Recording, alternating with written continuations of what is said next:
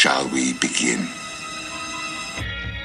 You are now listening to an altogether less fashionable variety of soccer podcast. Broadcasting live from the capital city of Columbus, Ohio. Welcome to ACES Radio. I got the new wings with the Zima flavor sauce. I don't believe in God more than you know this. Hashtag probably riding cock. They're in your face, they're a little different. I think it's super cool. I love them. Jamie, you ignorant slut. Hold on to your butts. Now, here are your hosts, Morgan Hughes, John Zadar, and Greg Benson. Oh, yeah, baby. Ignorant sluts, shitlords, and celebrity fans alike. If you're hearing the sound of my voice, it's already too late. You're tuned in to the latest, the lamest, and possibly last episode of ACES Radio. It's a Buffalo Bills podcast only. Coming up tonight on the program, they say home cooking is the cure for what ails you. On the menu this weekend for Crewzers FC, 3 points. The panel will discuss cracking the code makes its triumphant return tonight as we try to decipher what Justin Merman means when he uses words. Man balls, Darby, they are back, and they are thrown about as liberally as always. I'll remind you that joke has a lot to do with your Twitter handle. I'm great with fucking kids. Then on segment 2, the rarest of all rare tweets, as a celebrity guest, unlike any other, stops by the show. We don't mean that as a compliment, by the way. Lord of the Shits is here. His real name is Jonathon Masteller. Is he as good at talking in real life as he is on the internet? Tune in to find out. On segment 3, we head live on Periscope for your hot takes, a.k.a. the battle for the grand prize. And sweet mother of God, logjam at the top of the standings this week, fellas. Users A, B, C, D, E, F, and G, they're all back to battle each other and others for hot takes supremacy. Prediction scores, prediction updates, Crewzers at Orlando City, HangOnTour, the AGS Attack War, and so much fucking more. Brought to you as always by benevolent corporate overlord sponsors, Blood and Urine, and broadcasting live from the beautiful back room here at Zauber Brewing Company. My name is continuing champion Morgan Hughes, a.k.a. the #1 Hamsy Boy. And I'm joined as always by the Hollywood racist, Gregulator 614 himself, Greg Wesley Crusher Benson, and filling in for Ron Zubaz tonight, Darby Schnarvis, a.k.a. the 40-year-old man-child. Fellas, mapaches, lads from different dads, brothers from different mothers, and amigos de Guillermo. How in the hell have you been? The rarest of all tweets, huh? Did I say tweets? You did say tweets. Sometimes it is tweets. Yeah, Greg. because it's to do with his Twitter handle. Is that what it is? Hey, you do 59 episodes and you fuck up once, you feel good about yourself. Back to you. Yeah, it's been a lot more than that. Back to you, Morgan. I've only screwed up one time. Back to you, Greg. Only one time tonight, Morgan, but I'm sure you'll work on that. Back to you. Lovely to see you, Greg. Thanks for stopping by the show, as always. Darby Schnarvis, filling in for Ron Zubaz. First time, long time. How you been, pal? Oh, fantastic. I've worn a tie 3 times this week, so basically I want to die. Ew. Yeah, as a 40-year-old man-child, I'm not well-equipped to actually be a professional for extended periods of time, and it's not okay. I mean, I know that I have a tendency to, at some times, not all the time, be dramatic about things. And, Greg, don't start. I'm sorry. I have something in my throat. I can't believe you've done this. Now, I know I have a tendency to occasionally be dramatic, but putting on a tie and a sports jacket and a button-up shirt with, like, sleeves and, like, pants and uncomfortable shoes and long socks, it's torturous. It is. I mean, and you avoid it to the point that you go to black tie events wearing shorts and boat shoes. Yes, I do. About this. Yeah, I've done that. I have nothing but awe for that, because that takes some serious stones. Okay, so a big part of my life is having to deal with the fact that, like, I'm just going to be embarrassing to myself, to my loved ones, to my friends, and just being okay with it. So, like, yeah, wearing shorts and boat shoes to a black tie wedding, it was uncomfortable for about 5 seconds, and then I realized it was the summer, and it was 100 degrees outside, and I was the only person at that fucking wedding that was comfortable, including the bride and groom. Back to you, Darby. Yeah. So I wish I could do that, except I had to be an actual grown-up and talk to, like, people who matter, and so I couldn't. So back to you. Well, to interrupt the back and forth tennis going on. Yeah, don't mind if I do. I've actually done that before, Morgan, like the shorts and the shoes. Yeah. I've done that with a tuxedo top for a wedding that I was in. Not my own, but a wedding that I was part of the thing. So you were supposed to wear a tux? I was supposed to wear a tuxedo, and I did on the top half. Okay. But the bottom half, I went naked. sort of like black Dickies work shorts and just sneakers. This was back in Australia. Well, I mean, when kangaroos get married, they have pretty lax. Yeah, really. So, what are you going to do?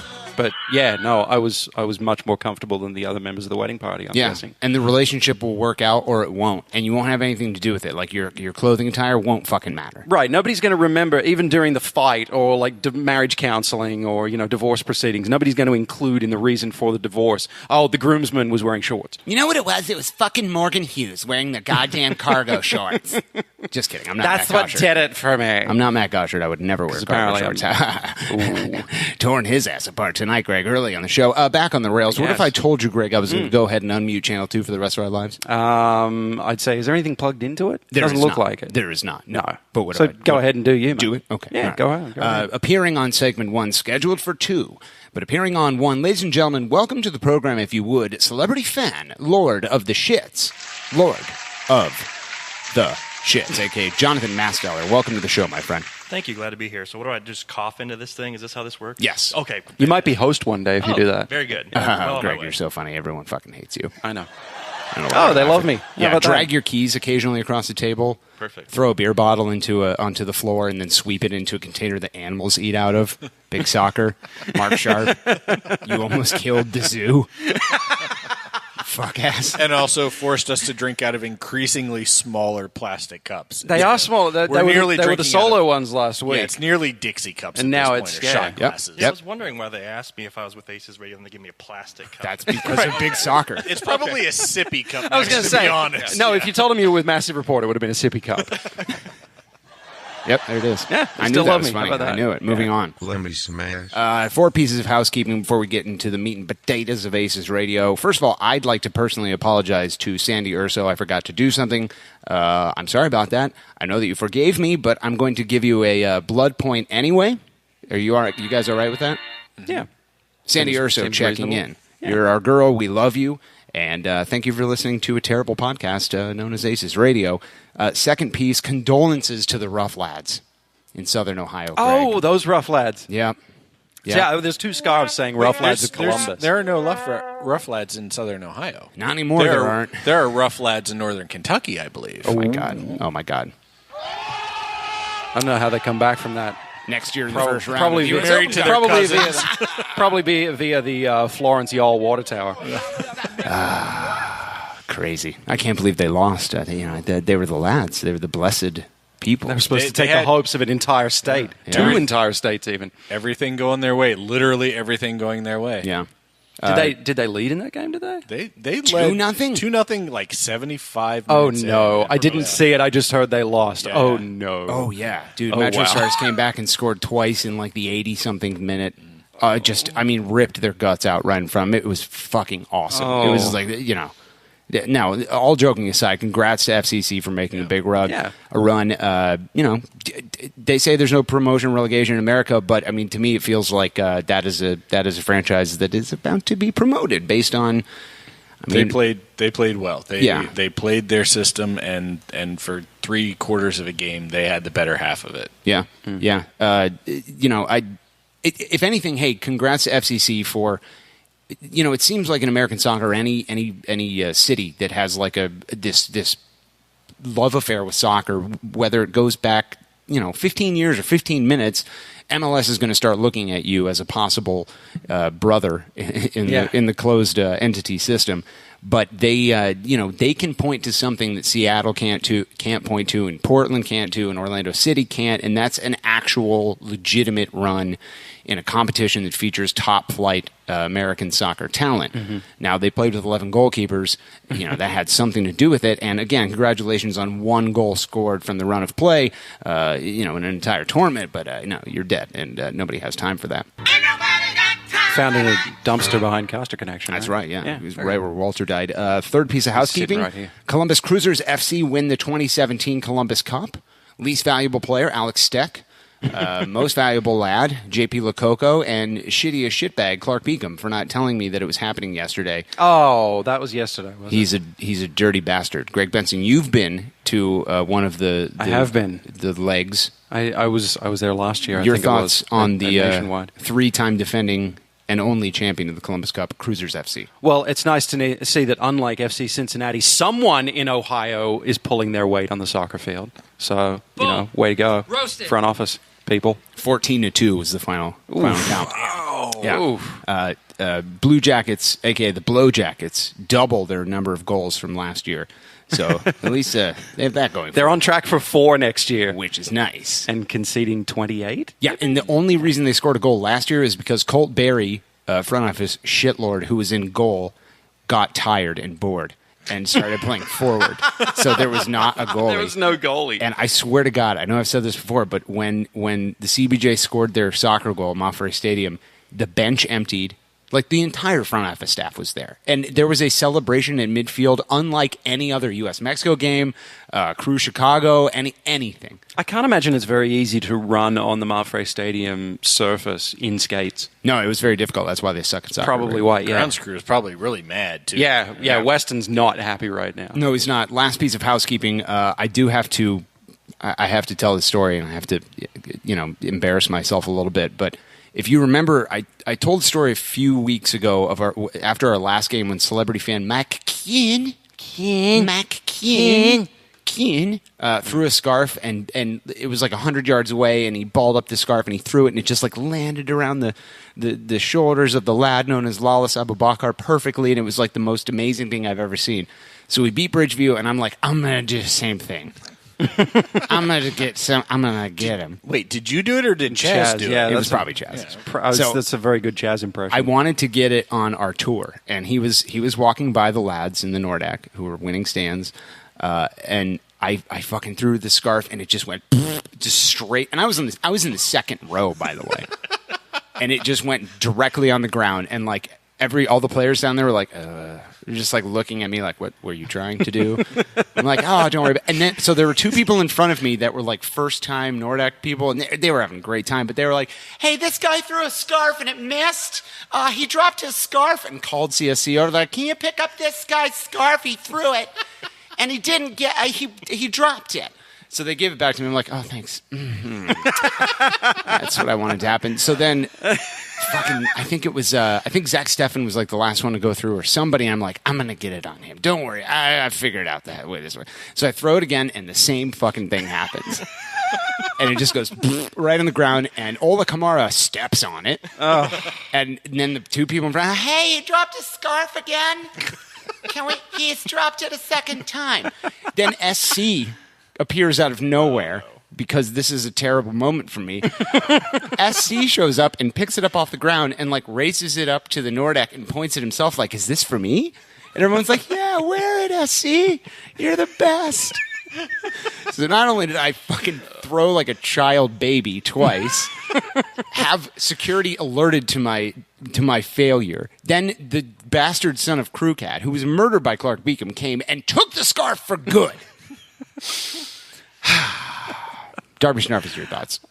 The best part is he's probably going to wear it to the litter box now. So you've got that going for you. I would love to Which is see nice. video of this event if it exists. That's a cat. Which is a message to anybody in ACES Radio land that may have been at the game. No may one have has been video of videoing this. No one has video. I'm of sure. it. I'm sure Chaz remembers I exactly who had a camera I pointed can't at believe him. you've done this. Moving on. Crewzers FC take on Bridgeview Fire. Now that we're 15 minutes into a soccer podcast, we should start talking about soccer. Crew take on Bridgeview Fire at home. Like I alluded to in the intro, it feels like it's been a lifetime since we've played at Montfrey Stadium. Start off in the 3-4-3 again, as Higuain is still out. Mensa Williams Abubakar, who made Team of the Week, because all our rookie center backs do is make Team of the Week. Across the back, Francis and Awful return on the wings. Jimenez came on for Awful halftime. He's coming off of an ouchie and he's rehabbing, so that was probably planned.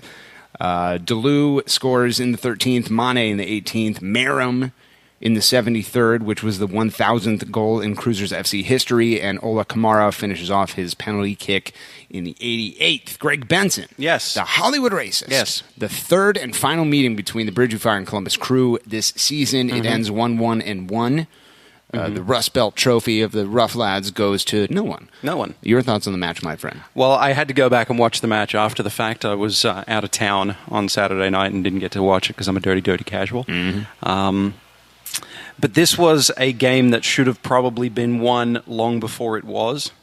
There were a lot of missed chances, particularly Artur's header in like the 5th minute. Yup.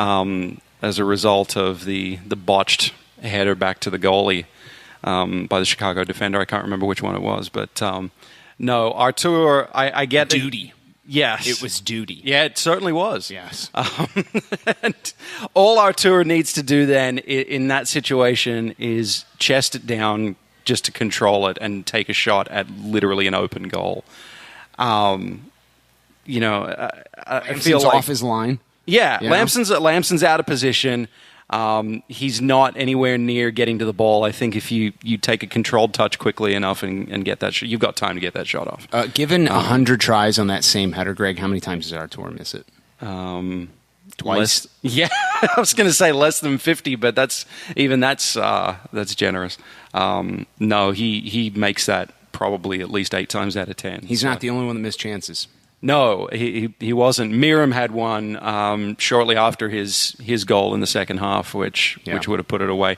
Clear through on a breakaway. Another defensive meltdown by Bridgeview, and Miram gets clear and can't finish. And other teams and I'm not sure what it was because we all talked about how Bridgeview was on a hot streak. They were probably the most dangerous that they'd been coming into Marfray in several years.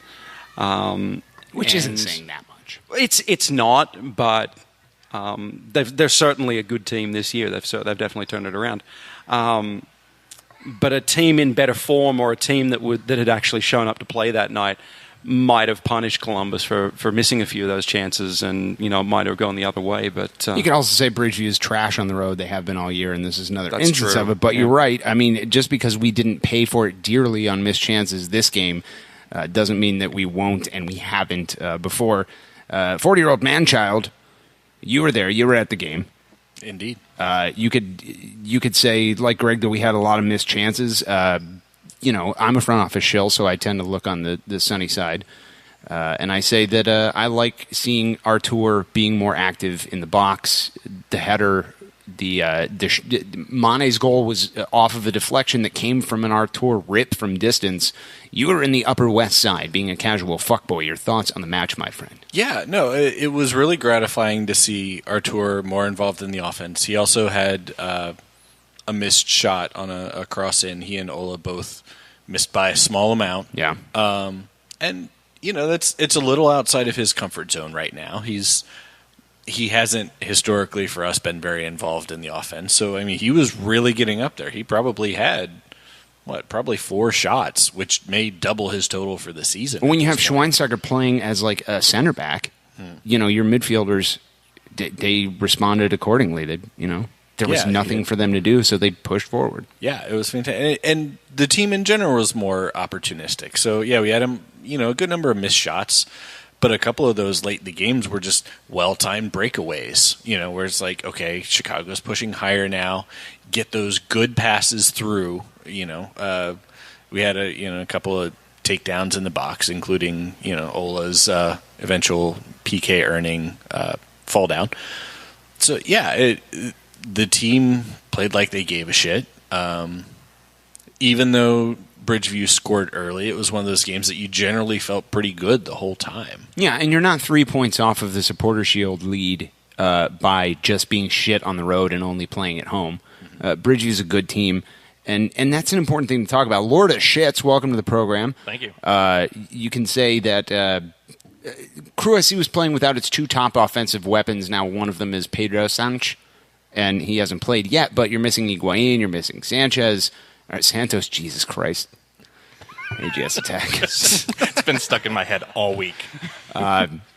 and you go down a goal early, you equalize almost immediately. If you're looking to say maybe we're getting our shit together, this could be the game. Your thoughts? Yeah, I mean, I think this is one where they very easily could have had 6 goals. All those missed chances could have easily gone our way. It was nice to see the full effort for the whole 90 minutes. Typically past games, you could kind of set your watch and say the 75th, 80th minute, they were going to kind of, slack off a little bit and let one in.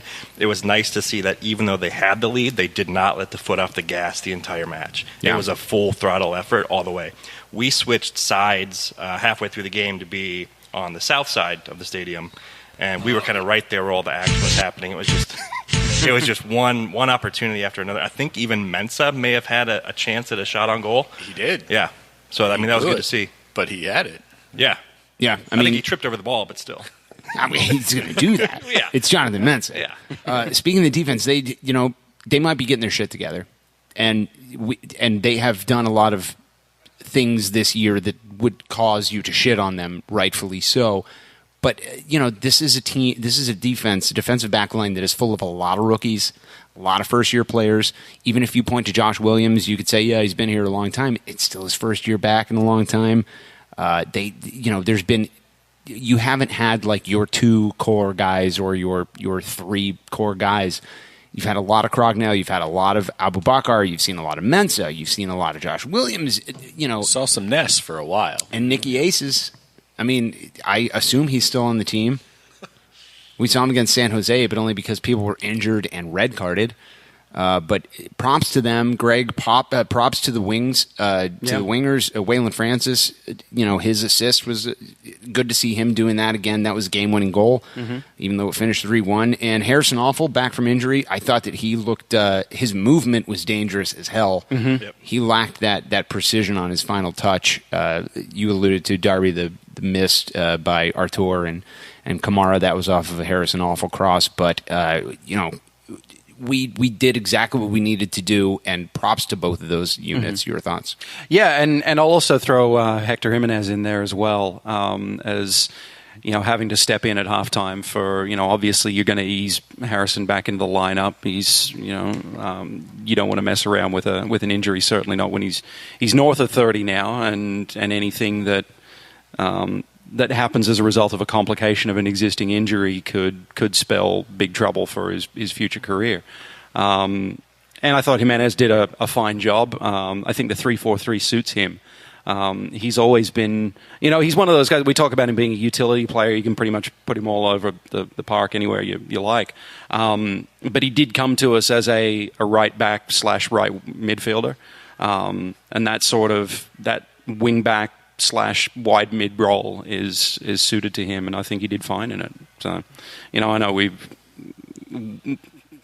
shit on him a bit, but Rightfully so. Yeah, I mean, when as we do with most players, that if they have a bad game, if they if they don't play up to what we expect of a team playing at the top level. Yeah, and we're also not one of a group of douchebags that shits on players and doesn't admit that they are better than we would ever be at likely anything ever. So when we say Hector Jimenez sucks, just assume that we're also saying that we are way shittier. I've often wondered about that sort of counter argument when you talk about a player who isn't playing particularly well and someone responds with, well, could you do any better? No. I don't have to be a 5-star chef to know if a meal is good or not. Yeah. And I don't need to be a professional soccer player to know if somebody's doing well on the field or if they're not. I don't. Except Jonathon Masteller, we could probably do better than him at times. Yeah. Comes and goes. Yeah.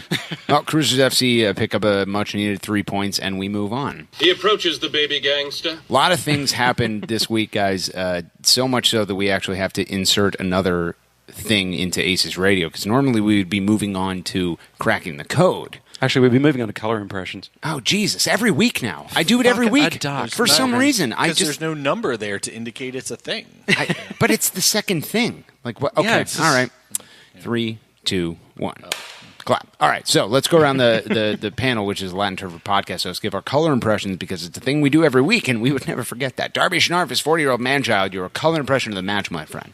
I'm going to pick all the colors, because even though the team hadn't really advertised it lately, it was Pride Night. Yeah, it was. So we were doing, I guess, Pride things during and after the game. I don't know. There were a couple of banners hung up on the stage. There Tifo were some Sweat damn celebrated it. fine banners. Those Yeah. are top quality banners. Whoever they are, I don't know who Yeah, those people those are. people. Would have been nice if the team had made some kind of a mention of it, though, Yeah, rather than just say, "Here's rainbow flag themed crew merchandise. Right. Go out and buy this." And oh, by the way, when we actually have a Pride night, we're not going to say a fucking thing about it. I mean, okay, it's a step up. We had an official Pride night, and I'm happy about that. I suppose. Next year, let's aim for maybe in June when Pride Month is. Yeah. Yeah. But baby steps, right? Like, we got this, and I'm glad that they did that. Yeah. Even if Good point. I mean, they're also Fair enough. they're worried about selling tickets right now. So I think literally 110% of their marketing efforts is getting people to renew or buy season tickets. Yeah, for sure. Welcome to the brewing room, Nate Beckman, celebrity shit ass Nate Beckman, who didn't tell us he was coming. No? Sorry, that plays automatically. You used to be a master report to a degree. Yeah, get fucked. Lord of the Shits, aka Jonathon Masteller, #1 handsy boy, Minnesota Twins douchebag. Your color impression of the match, my friend. Has yellow been taken? Is that up for grabs still? I mean, I guess. I took all the colors. whatever you but want. Darby took the they're all- rainbow flag, Yeah, which they're has equally yellow in taken. it. That's true. So you're welcome to yellow. Okay, I'll just go ahead and claim yellow. Yellow Beach, Columbus Crew. Can't believe you've done this. Yellow like what, Jonathan? Like Columbus Crew. Oh, okay, cool. I think it was a team effort, so I'm going to go with the team color of yellow. Darkness, my old friend. Sorry, go ahead. Team effort, so I'm going to go with the color of yellow. I think Yeah. we may have broken Chicago if you saw their scoreline last night against Montreal. No So shit. First we, half? Yeah. So we may have painted them I yellow. didn't as well. see that. What was that? 3-0 at halftime. Okay. Yeah. They ended 3-0 because they didn't basically have to try in the second Right. half. Yeah. You can phone that in the second half, I guess. Joke's on you. I'm sorry, Greg. Trick's on you, Jonathan. We don't wear yellow at home anymore. Oh, Yeah. true. So it should have Yeah. been black. Black like Crewzers FC. Greg Benson, the Hollywood racist. Yes. Nice Your transition. color impression, my friend. My color impression is also a throwback, an homage, if you will, to early episodes of ACES Radio. My color is brown. Like the brown pants. Like the brown pants, which quite literally everyone was wearing where I was hanging out at in Mansfield, because it was a sort of dirt track speedway event, and so there's a lot of dust and dirt that People gets kicked poop up. themselves. Yeah. Yes, no, it's more just dirt is everywhere and on everyone because there's. Wasn't because you were shitting on them? No, it was mostly adults. Goddamn, Nate And he Beckman shits just on shows up. chest, not on, Yeah, not on parts. pants. Yeah. What a gangster. Oh, I guess if they pulled the pants up enough, like if they had old man pants pulled up to their armpits, you could shit on their chest and give them brown pants. How about no? Moving Yeah, on. what your drop said. There it was, Greg. That's the sound of you shitting on kids and killing them.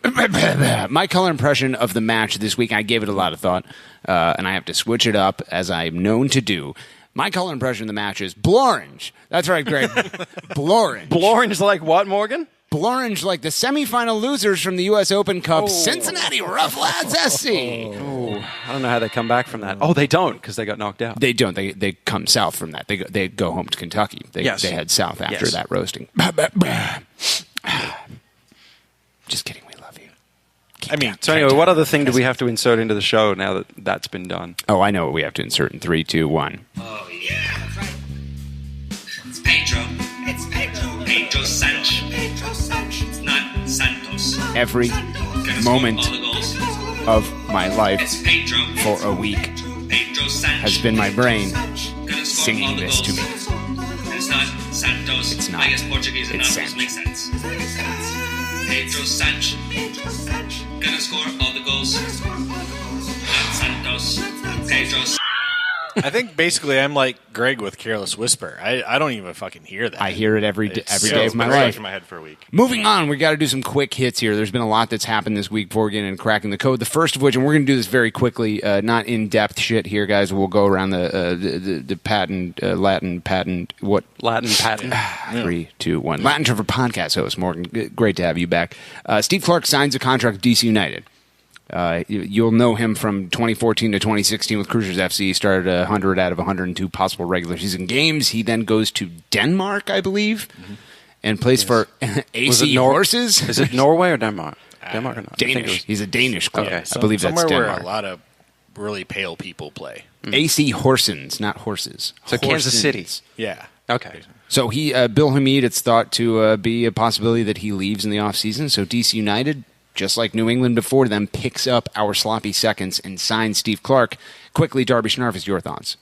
So basically, he went the Robbie Rogers, Hernan Grana route, where he left the league just long enough for us to lose any rights or get any compensation for him, and come back to screw us over. Yep. Yeah. Fantastic. Lord of the Shits. Yeah, I think we still come out ahead in the deal having Zach Steffen. Do we play DC at home yet this year, or is that next year? We play DC at home, second to last home game of the year. That will be fantastic. Yes, it sure will. It will be great. Greg Benson, your thoughts? Yeah, since last November, job security in DC hasn't been great in general. I'd be surprised if he lasts 3 months. Wonderful. I'm not offended by Steve Clark playing for another team. I like Steve Clark. It just wasn't going to work out in Columbus. He fucked us in the MLS Cup final, and, nothing but love for him, much like Gangster Crew, baby. Moving on to Ola Kamara, it was reported this week by ESPN FC that multiple sources told them that there are contract negotiations going on with Ola, and they have stalled, even though he has over 2 years left on his contract. He refuted it today, basically saying that he hasn't talked to Greg Berhalter about a contract, and he has his focus set on the postseason. But there's chatter out there. Darby Schnarf, is your thoughts? Yeah, he's a 27-year-old striker, top 5 in the league. If he has any European aspirations, this is the time to explore them. Conversely, with the team, you're 2 years into a 4-year deal. Like, people don't renegotiate those, not hardcore. He at least Ola has a little more proven track record. He's got a year and a half to show he's not a flash in the pan. Damn, Kai Kamara. Damn. But yeah, I'm not surprised. He's making just under the cap, like the maximum number. So yep. We've got Tam. If they want to, throw him a little love, they've certainly got the flexibility to do it. Give him the merman and the trap treatment. Yeah. Yeah. Lord of the Shits, Ola Kamara, your thoughts? Can't say I wouldn't blame him, but I do kind of side with him saying he denies it. He seems like a pretty stand-up guy. He doesn't strike me as like a Dilly Duca who would be saying something about that publicly, especially saying what's happened to players that have done that in the past. So I kind of side with Kamara on that one. Greg as a snack. Greg Benson, your thoughts? Yeah, I'll go back to what Darby said about him being sort of 27, maybe at like the peak of where he's going to be as far as his career is concerned. But I'll look at it from the flip side that if he does have aspirations of returning to Europe, it's not just now's the time for him to move. It's now would be the time for Crew SC to explore offers if they're getting them. Because after this, what you get for him is obviously lower and lower. So if they were going to shop him, now would be the time to do it. But I think this seems like a whole big deal over nothing at the moment. Yep. And in the secondary transfer window, there was talk of multiple European teams making offers for Ola Kamara, or at least gauging our interest in selling him. I will say, as a Crew fan, I selfishly want him to stay. As a human, I want him to go wherever he maximizes his value, and I hope he does. And if he has to go overseas or he has to go to another MLS team, as a human, I say, go for it, pal. You deserve it. You're alive. That only happens once. You're not allowed to be pragmatic about Crew SC players, Morgan. Is that not how it works? Again, no. What kind of casual are you? Like, you're supposed to be my entire... Yeah, apparently. Yeah. It's been a long time since I've been... cracking the code. That's all going to change. It's called a teaser in the industry. Is a teaser. Wonderful. Third and second to last piece of this... Nate had his hand up in the back, like as if Morgan's got to... Yes. Oh, yes, man. Mr. Beckman. What's one more time? It's like somewhere like 465. Yeah, it's literally like $2,000 below the maximum. Yeah, and well worth it. It's good value for what you're getting out of him now, for sure. Well, so not to belabor it, but 442 did an article recently talking about the flood of Tam and Gam. Yeah, and they pointed out that actually there's a benefit to going over that max, because then you can use the TAM to buy it down. And TAM is less valuable than GAM is. So, see Will Trapp, see Justin Merriman. Yeah, give him a raise and then buy him back down. It's going to be at least 3 more years before I understand any of what you just said. I repeat what other people say. It's not an original thought. I want to understand the GAM, TAM, Bamalam, whatever. I still can't get my head Well, around if you it. spent more time reading and less time shitting on kids' chests and murdering them, Greg, maybe you might have, a leg to stand on this conversation. I have a habit, Morgan. It's hard to break. Dude, last week when you said, I'm an artist, I laughed about that for probably 3 straight days. That was such a fucking good retort. I respect you, and I never have before. I never will again. Third piece of quick hit, whatever we're calling this. Speaking of values, Forbes came out with their yearly, we throw a bunch of shit into an article and see if you guys lap it up and it creates conversation.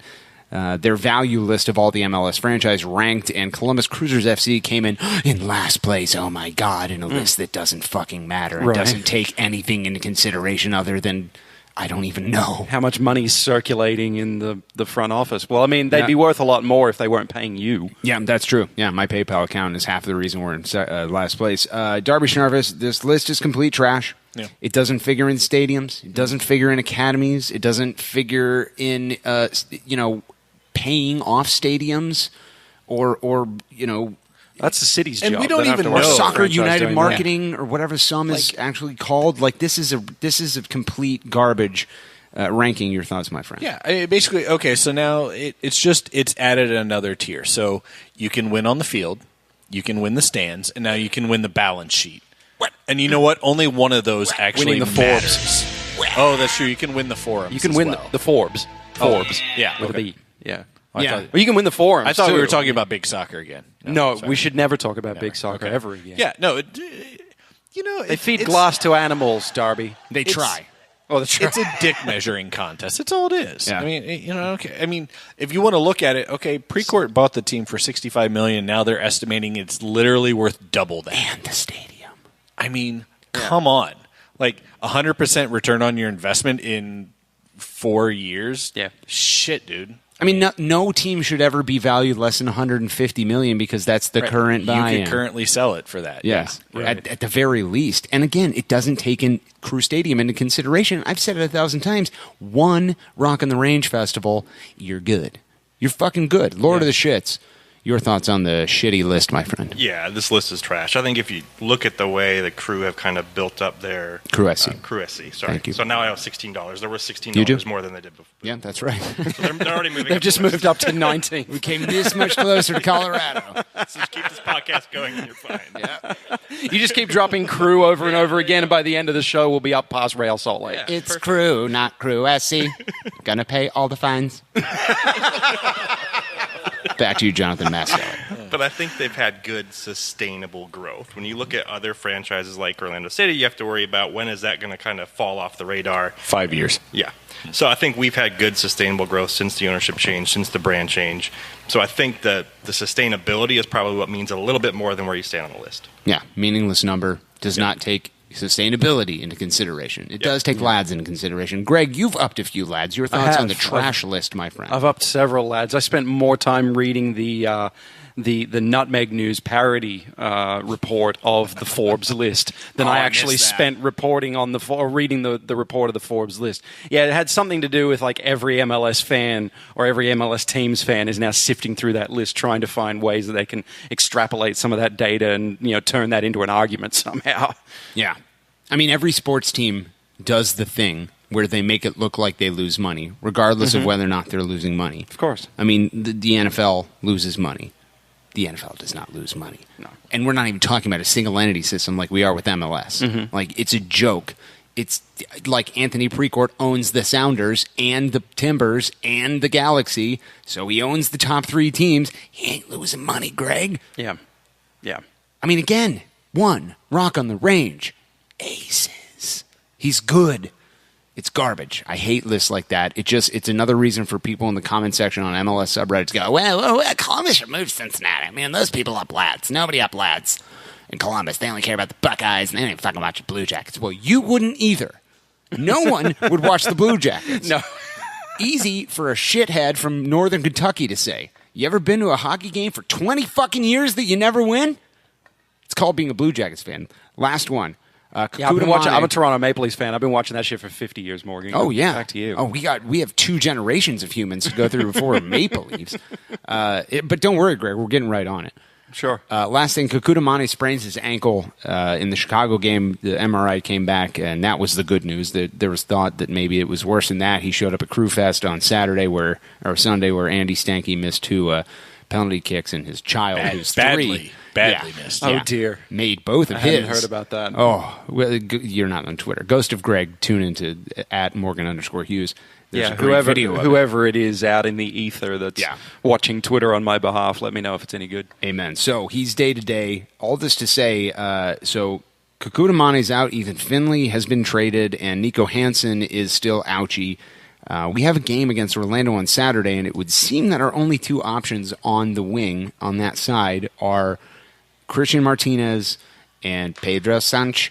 Darby Schnarvis, do we see Pedro Sanch for the first time on Saturday? Maybe, but also don't forget Jimenez. I mean, you've got Jesus. like that's a thing. Yeah, like, it is. You're right.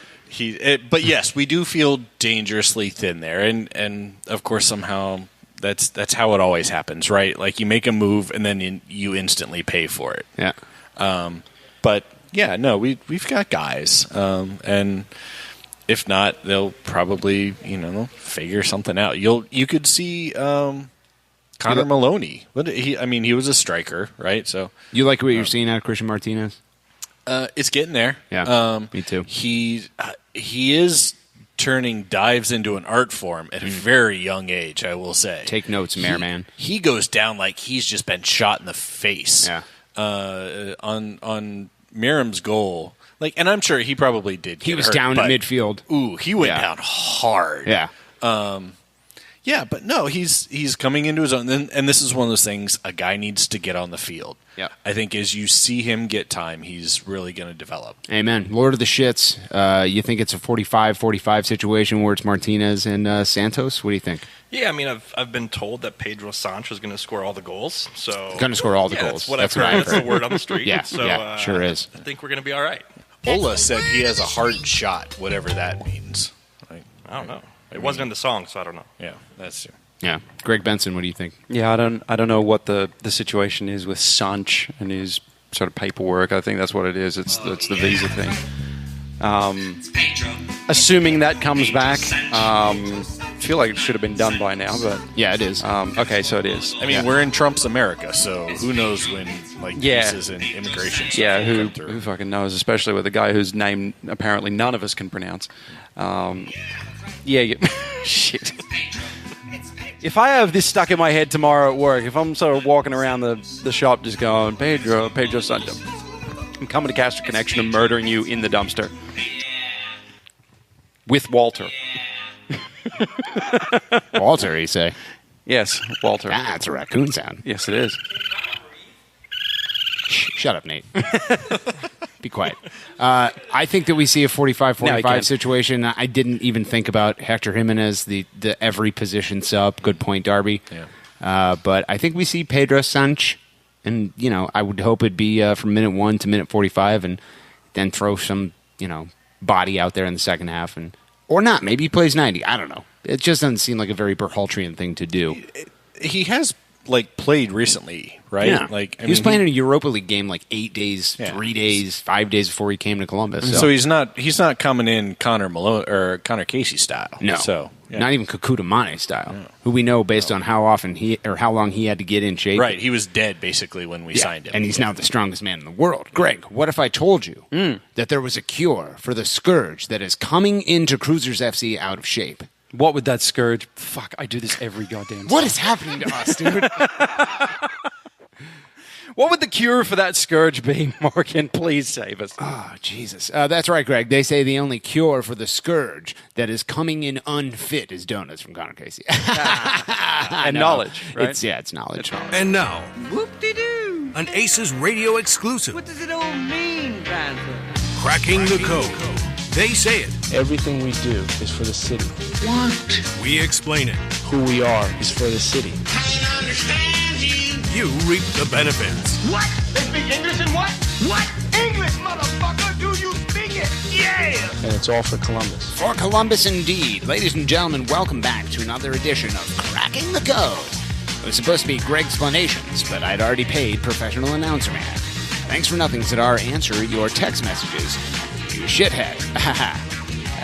Back to you, Greg. Yeah, Greg explanations is just what happens when I tell a woman at a bar anything. Like literally anything. Back to you, Morgan. Dad jokes. Yeah. Loving them. This week's Cracking the Code clip comes to us courtesy of Nate Beckman on Twitter, who alerted us to a post-game snippet by celebrity fan Justin Merman. So I says to Merman, I goes to his house the next day, and I says, my boy Nate told me that you had a hot take after the game, and it was we saw it in text form. So I took out my recording device from my pocket, which is what we call it in the industry, and I said, can you repeat it into the microphone, my friend? And he did. The following is what he had to say in 3, 2, 1. Maybe. Now people can start thinking about this group here instead of the team in 2008. We got a lot of loaded guys. I've been at the club a long time. It takes a lot to be up there with some key players from the past. Hashtag YOLO swag 24/7 blaze. Let me smash. I don't know what 24/7 blaze it. Let me smash means. YOLO swag 24/7. Is it yellow or yellow? I think it's YOLO. Oh, is it YOLO? Yeah, all right. Pretty sure it's YOLO. What's your favorite part about that clip, Greg? How you can tell it's exactly Greg Berhalter and totally not Justin Merriman. Justin Merriman. That's right. Yeah. So after the game, he says to one of the reporters, they asked him something about scoring the 1,000th goal, and he thought, hey, this is a perfect opportunity for me to shit on the goddamn roster in 2008. The only fucking thing we have. How about in 22 years? How about shitting on the only thing that we have? Yeah, we have supporter shields and we have an open cup, but fuck me, it's the only thing above our crest. Justin, you shitbag, Darby Schnarfus. You were there upping lads in 2008. You got a jersey from Guillermo. Yeah. You took pictures of Frankie Hayduck and then tweeted it at him 9 years later. Thank you, Facebook, for allowing me to remember a game that was otherwise completely forgotten. Your thoughts on Merman's hot take, my friend?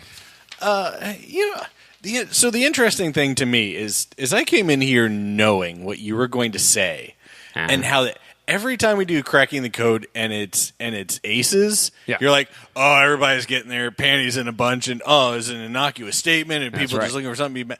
And then this comes along and all of a sudden you are the masses. Where I hear that and I'm like, not that big a deal. But why the fuck are you even saying it? Like, it's not even in response to anything. You're like, it's a pretty good game, right, Justin? He's like, you know what? Fuck Frankie Hayduck.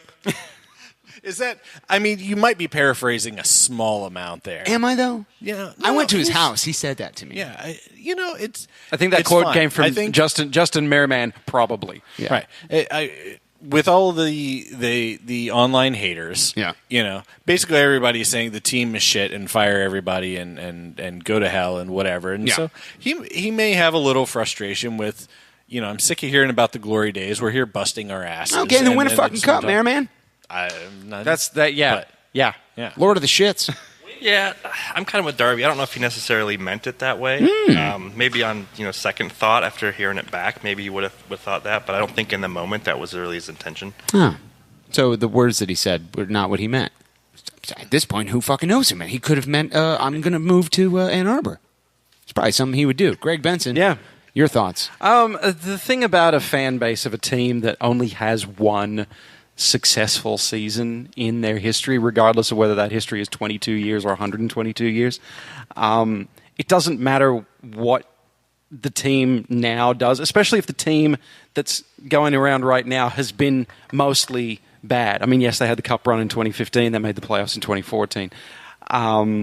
Most of the time, either side of that, it's been, since 2008, hasn't been fantastic. I look at it from the perspective of, another one of the teams I follow. I'm a Chicago Bears fan.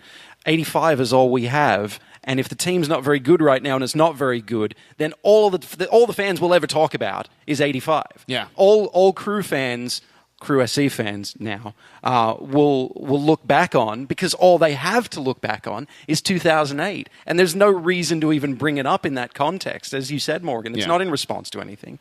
It's not a Somebody didn't say, how do you feel like this team compares to, we're coming up on, 10 years since that great year. How do you think this side compares to that side? And Miriam's like, well, I just want us to be remembered as our own team. Yeah. It just seemed like a little bit of a random out of the blue, like, what the fuck? Where did that come from? Yeah. And it didn't strike me as being necessary at all. And now all of a sudden you've taken a fan base that is professionally offended and given them something to be offended again by. Yeah. For no gain. Yeah. It's almost like when he tweeted about Ohio State and Michigan the moment he walked off of the stage when he got drafted. Like, why the fuck are you doing that? No one tweeted at you, bro. We don't even think about you, let alone think bad things about you. In all reality, I find this comment to be completely not offensive in any way, shape, or form. It doesn't matter to me at all. Well, thanks for ruining the illusion. Yeah, well, I mean, like, we're putting on a show here, Darby. We're the number 17 Bills podcast. He is a very good representative of the masses in that case because he gets immediately mad about something and then within 3 minutes decides, it's not that bad. As soon as Nate tweeted it at me, I'm like, yes, this will be such a good clip for cracking the code. Like, that'll be great. I think we should go check Big Soccer and see if Morgan's been posting because he might be like... You lost me at we should check Big Soccer. I'm actually fine. I'm not mad about this. There's probably some obscure corner of the internet somewhere where I haven't posted since the shit-talking Cincinnati Justin game. No. I vote on the weekly poll. That I never get it, but I do that. So all this to say, maybe pick something else to shit on. Shit on one of your own Michigan Wolverine teams. There's plenty of shitty ones to pick from, Justin. We're glad to inform you of the things that you should know, and now you know. And knowing is half the battle. He's absolutely right. I love how you made a seamless transition there and didn't have to force that segue into conversation at all. That's why I'm a fucking pro, Greg. You're something. Yeah, you can expect things out of me. That's professional. Whoop, and hitting wrong buttons. Fantastic. Finally, in this segment, which is almost an hour long, good Lord, Man Balls of the Week. I remind you, as always, that's a combination of man of the match and game balls, which, as a term, is too long, as opposed to this explanation, which is perfectly formed. By the way, welcome to the program, Yvonne Siegel. Good to see you. I wonder if you're here for hot take singing. Tune in to segment 3 to find out. Darby Schnarf is your man balls of the week, my friend. All right. My first man ball this week is going to go to Kakuta Mane. His goal was a little fluky, but it was really good heads up. The ball fell to his feet, and I think most of our players just sort of stare at it. But he capitalized, and it wasn't an easy shot. Also, he played for apparently 50 minutes on an ankle that's so severely sprained it needed an MRI. And it was a chip shot with his off foot. Yeah, that was, with the keeper, chasing him down. So it was well done. Second one, Lawless Abubakar. Team of the week, well-deserved. Quietly did a good job. Like, when that announcement came out, I was like, I don't really remember all that much, but sometimes that's what you're looking for. That's what you get paid for. Yeah, he quietly did his job. Yep, amen. Lord of the shits. Yeah, I'm with you on the Abubakar. I think he did a great job, and it's when you don't hear about a defender, that means that they have done their job. So first one to him. Second one actually to Waylon Francis. It was great to see his assist. It was absolutely on point. I'm a big Waylon Francis fan. Yeah. Glad to see him back in. A big Francis fan? Francis fan. Yeah. Hey, you could host ACES Radio. You really could. Greg Benson, your man balls of the week, my friend. First man ball is going to go to Justin Miram. It's twofold. First for scoring the game-winning goal, obviously, and second for needlessly riling up Crew fans on Twitter. So well done. I don't know why you felt the need to do that, but hey, body of work. Maybe Tifos will have something to say about that before the Dallas game. Who knows? Who can be sure? Maybe so. Speaking of Dallas, or speaking of Texas-related things, second man ball is going to Albert Elise of Houston Dynamo because he had a goal and an assist, and they beat San Jose. Oh, is that right? Yeah, because nothing's happening in A-League right now. So I had to find. Hey, is Bobo No, still there playing? is actually. Now that I think about it, I can't believe I've done this. Matias Sanchez, formerly of Crew SC, just signed with Melbourne Victory. Yeah. So it's Chris Edwards' team. No, it's not. No, it's not. Perth Glory. Yes, Chris of Edwards' course. team. That's not where Matty Sanchez is going. Yeah, no, he's going to Melbourne Victory, who play Sydney FC in week 1. What? So he's going to be 0-1 after his first A-League game. Sorry, mate. I mean, I'm all right with it. Are you apologizing to me? No. What do we do with the tires, Greg? To him. What? Oh, okay. Right. The tires? The tires. What do we do with it? I'm going to have Walter chew through the fucking tires. Your car's right there. Please don't. I don't want that. I've already lost a Mazda 6. I don't want to lose a Mazda 3. That's because you get a half of what you used to have.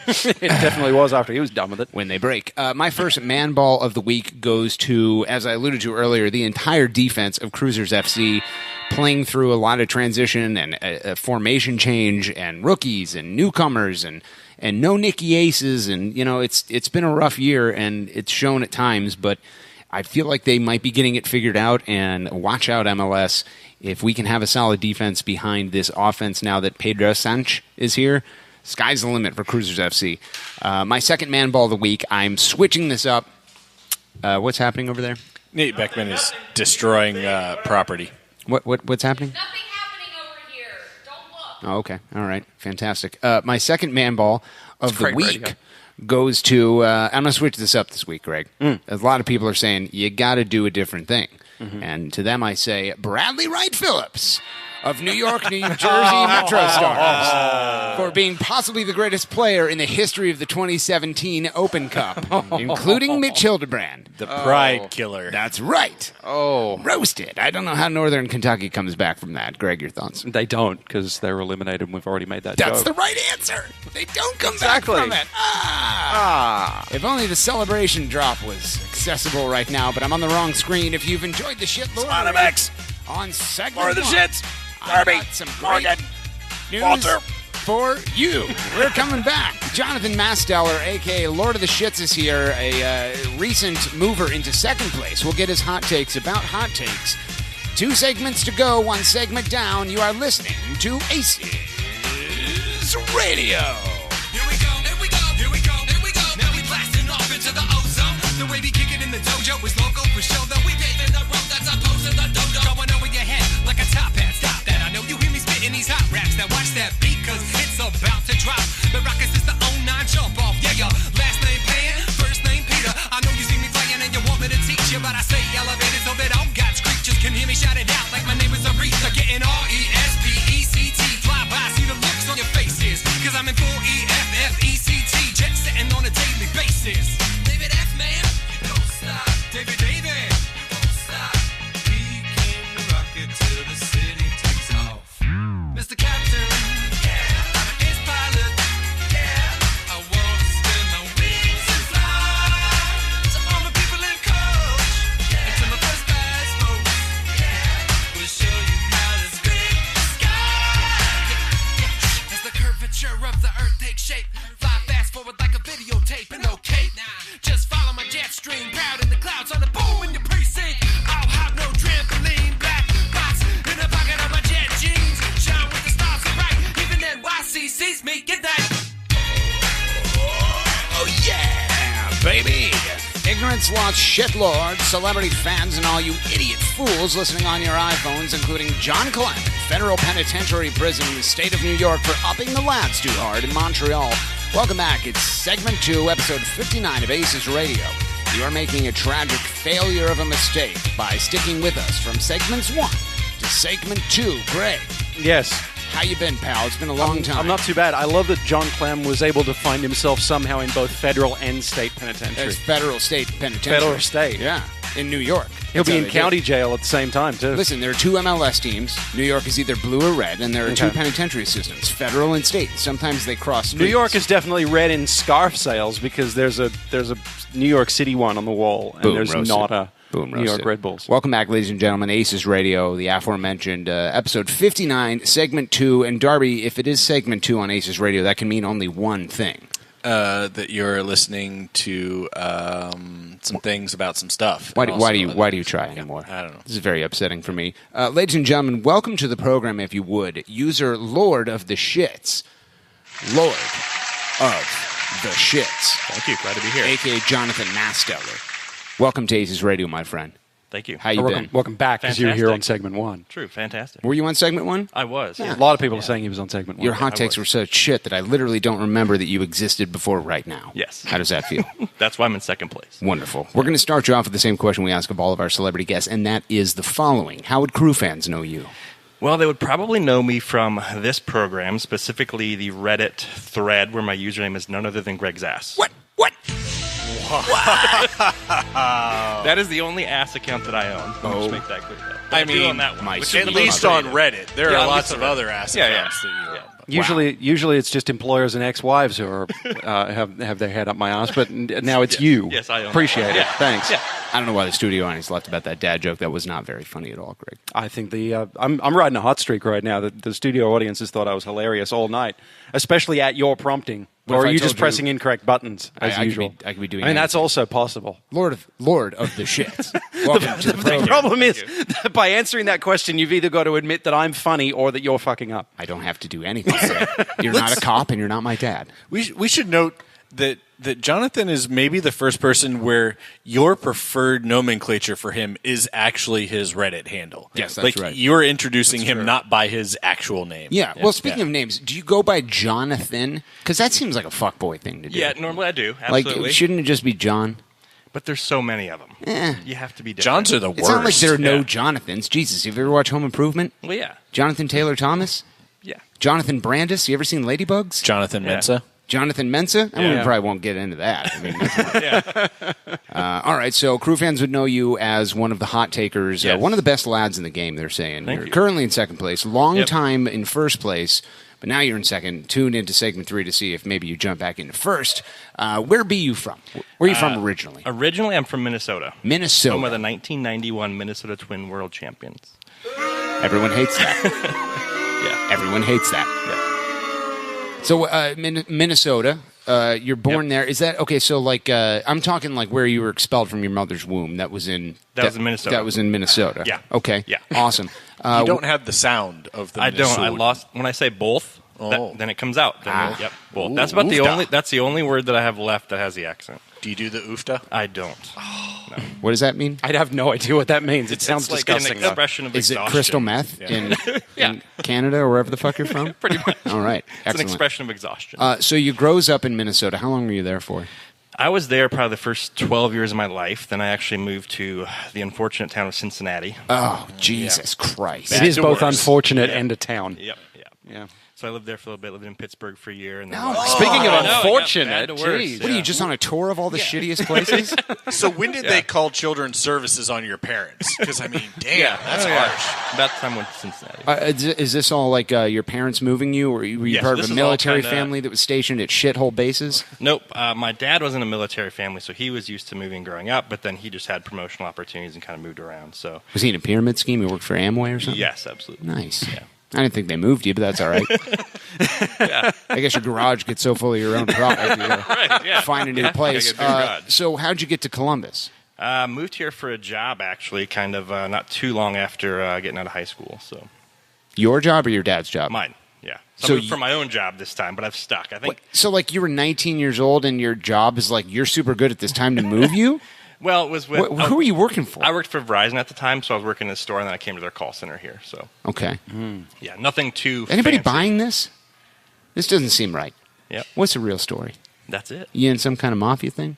You got a little dilly duka in you? Witness protection? Nope. Here, I'll play a song. You can go ahead and tell your whole story. Go ahead.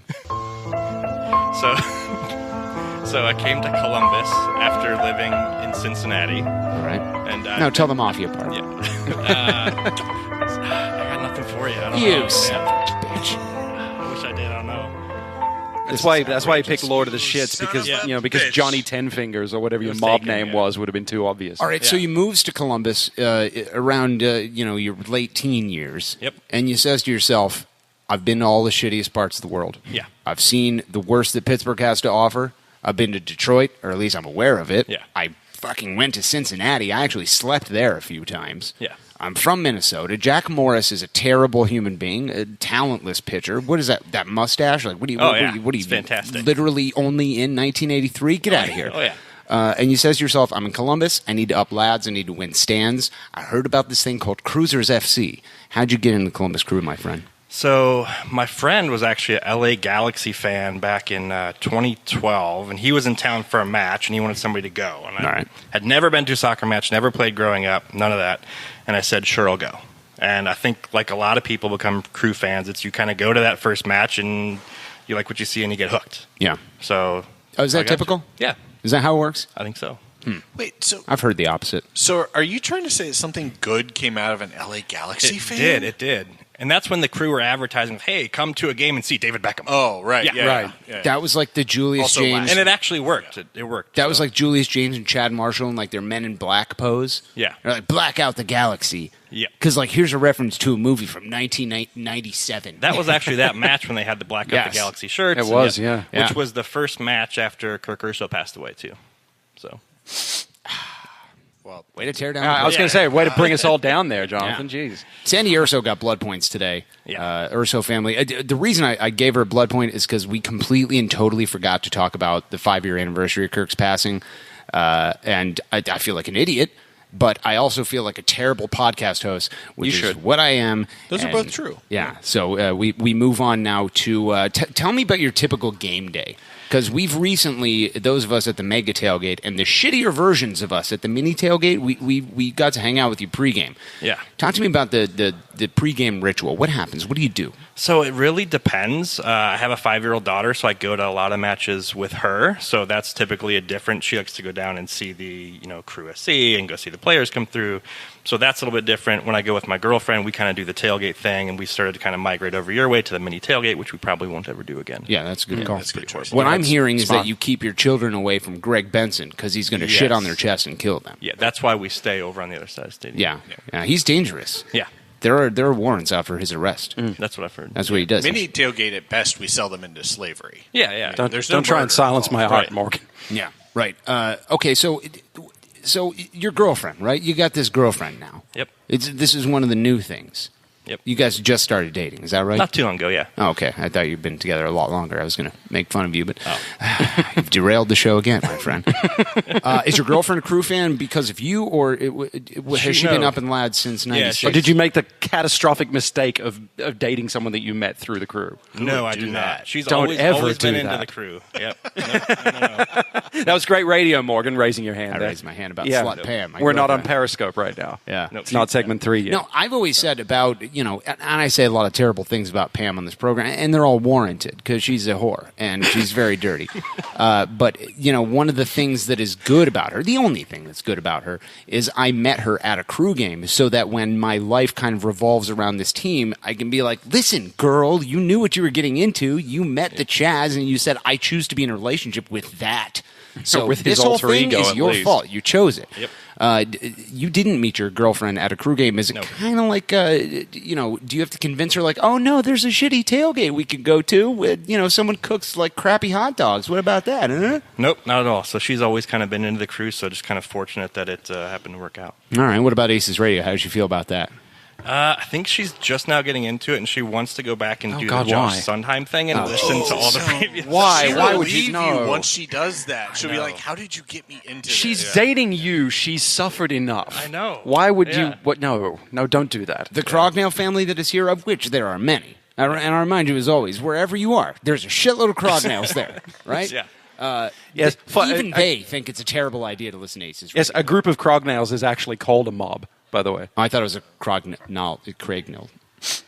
No, I feel like we probably should have rehearsed that joke before we started. Yeah, we'll edit this out. 3, 2, 1. Clap. Smoke weed every day. Fantastic. Okay, typical game day. Are there any traditions that you like? I can't go to the match and up the lads without doing this. No. You're such a goddamn casual. I know. I have no, and I was even in the upper 90 last match. So no. Wow. I know. Where's a typical seat for you? Kind of all over. Sometimes Nordeca, sometimes upper sideline, sometimes south end. All over the place. Wait, did you go to the Darby Schnarfus training program for Crewzers fans? Yeah, but I didn't enroll in the upper deckers. Karen Crognell made a tragic mistake by booking you on this show. Yeah. I remind everyone, as always, that Karen Crognell is now in charge of ACES Radio. We are just lucky that she allows us to be on this program.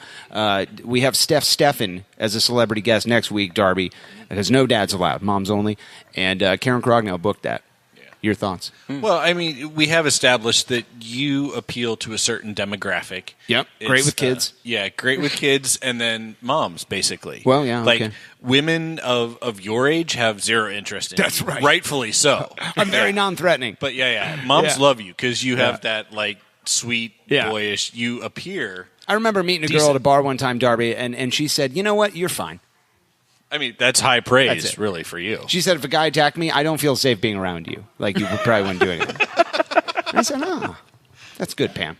That's good. It was Pam. That's the It's joke. a very funny thing for Pam That's to the say. joke. Yeah. Yeah. So okay. So all this time now, you've blacked out galaxies. You've brought your kids to Monterey Stadium, and they didn't get murdered or have their chest shit on by Greg. Some call that a victory in and of itself. You've been around a long time. Why ACES Radio? Why get involved with the depths of the deplorables involved with this program? Back to you. Because even in the depths of the deplorables, it's still better than Big Soccer than Rebecca Facebook group. Oh. Where's the celebration? Where's the celebration? That needs to be. Yeah. Slaughtermax. Darby Sharpus. User Drekka Gignazo. Steve Zirk. Monkey wearing monocles. Alex Thomas. Alex Crognell. Zach Steffen. He's committed to this. Yep. No, but you listen to this program on a regular basis, and you keep saying to yourself, I like them. I want them. I want them as friends. I'd like to know them. That's what do you smoke? How drunk are you? Can we get some? It still is better because as a fan, I mean, you have limited kind of ways you can interact with other Crew fans and the kind of the Crew universe. Yeah, and I think this is a good way to do it. There's a lot of humor there, and it's the more the humor that's involved, the less people are bitching at each other. So I think it's still a good form. That's the theory, anyway. Yeah. Now that's how it's supposed to be. We're often accused of not even being a real soccer podcast. And to those people, I say, do not listen to the fucking introduction. I say this is a Buffalo Bills podcast. But you're a soccer guy. Like, you like soccer, you like the Columbus Crew, and yet you associate with a program that has literally nothing to do with the Crew outside of segment 1. Why, my friend? It has a little bit to do with I'm trying to dig into you as an individual and get at the depths and the poisonous undertones of your humanity. Talk to me about that. I mean, it has a little bit to do with soccer, right? At least in segment 1, you've got a little bit. Yeah, a little bit. Yeah, but I mean, outside of that, you kind of get hooked into that hot takes thread, and then you're kind of stuck. I mean, once you're kind of in, I think you're kind of stuck. I mean, there is a Crew Cat bobblehead here, so we need to devote at least 2 minutes to. Yeah. You're soccer. also, this is starting to sound like a mafia thing again. Like, once you're in. There's no getting out. You're in the family. You can't leave it. Yeah. Clark Beacom will kill you. That's a word on the street. Yeah. Once you're dead, Greg's going to shit on your kid's chest. Crew Cat. He tried to get out. That's Crew Cat snitched. Crew Cat turned informant. Yeah. And then he got whacked. Yeah. Speaking of hot takes, we've alluded to it on this program before. There is allegedly a secret hot takes thread with yourself, hired ballerinas, maybe your Phil Goldfarts, your Buttle surfers. If you're not stepping too far out of line, tell me about the secret hot take thread. There is no such a thing. Bullshit. It's kind of the mafia thing again, right? You can't talk about it. So I've talked to each of them once. They had a good hot take, and I said, hey, that was a great hot take. Mm-hmm. And that was really about it. So I don't really know where that spawned from. But yeah. Oh, you're going to play this? You're going to play this game? Rule 1 of secret hot take thread is you don't talk about secret hot take thread, yes. The first time that I talked to you outside of me reading your hot takes, I think you sent a direct message to myself and the absentee amateur artist John Zadar, and you had roasted us over an open pit of coals that night. And you to the extent where you had to send us a message and say, listen, I am so sorry. I felt bad. So this hot take was when I wrote about the hot dogs. The Dirty Franks had a Columbus Crew dog, and I made a hot dog for each of you.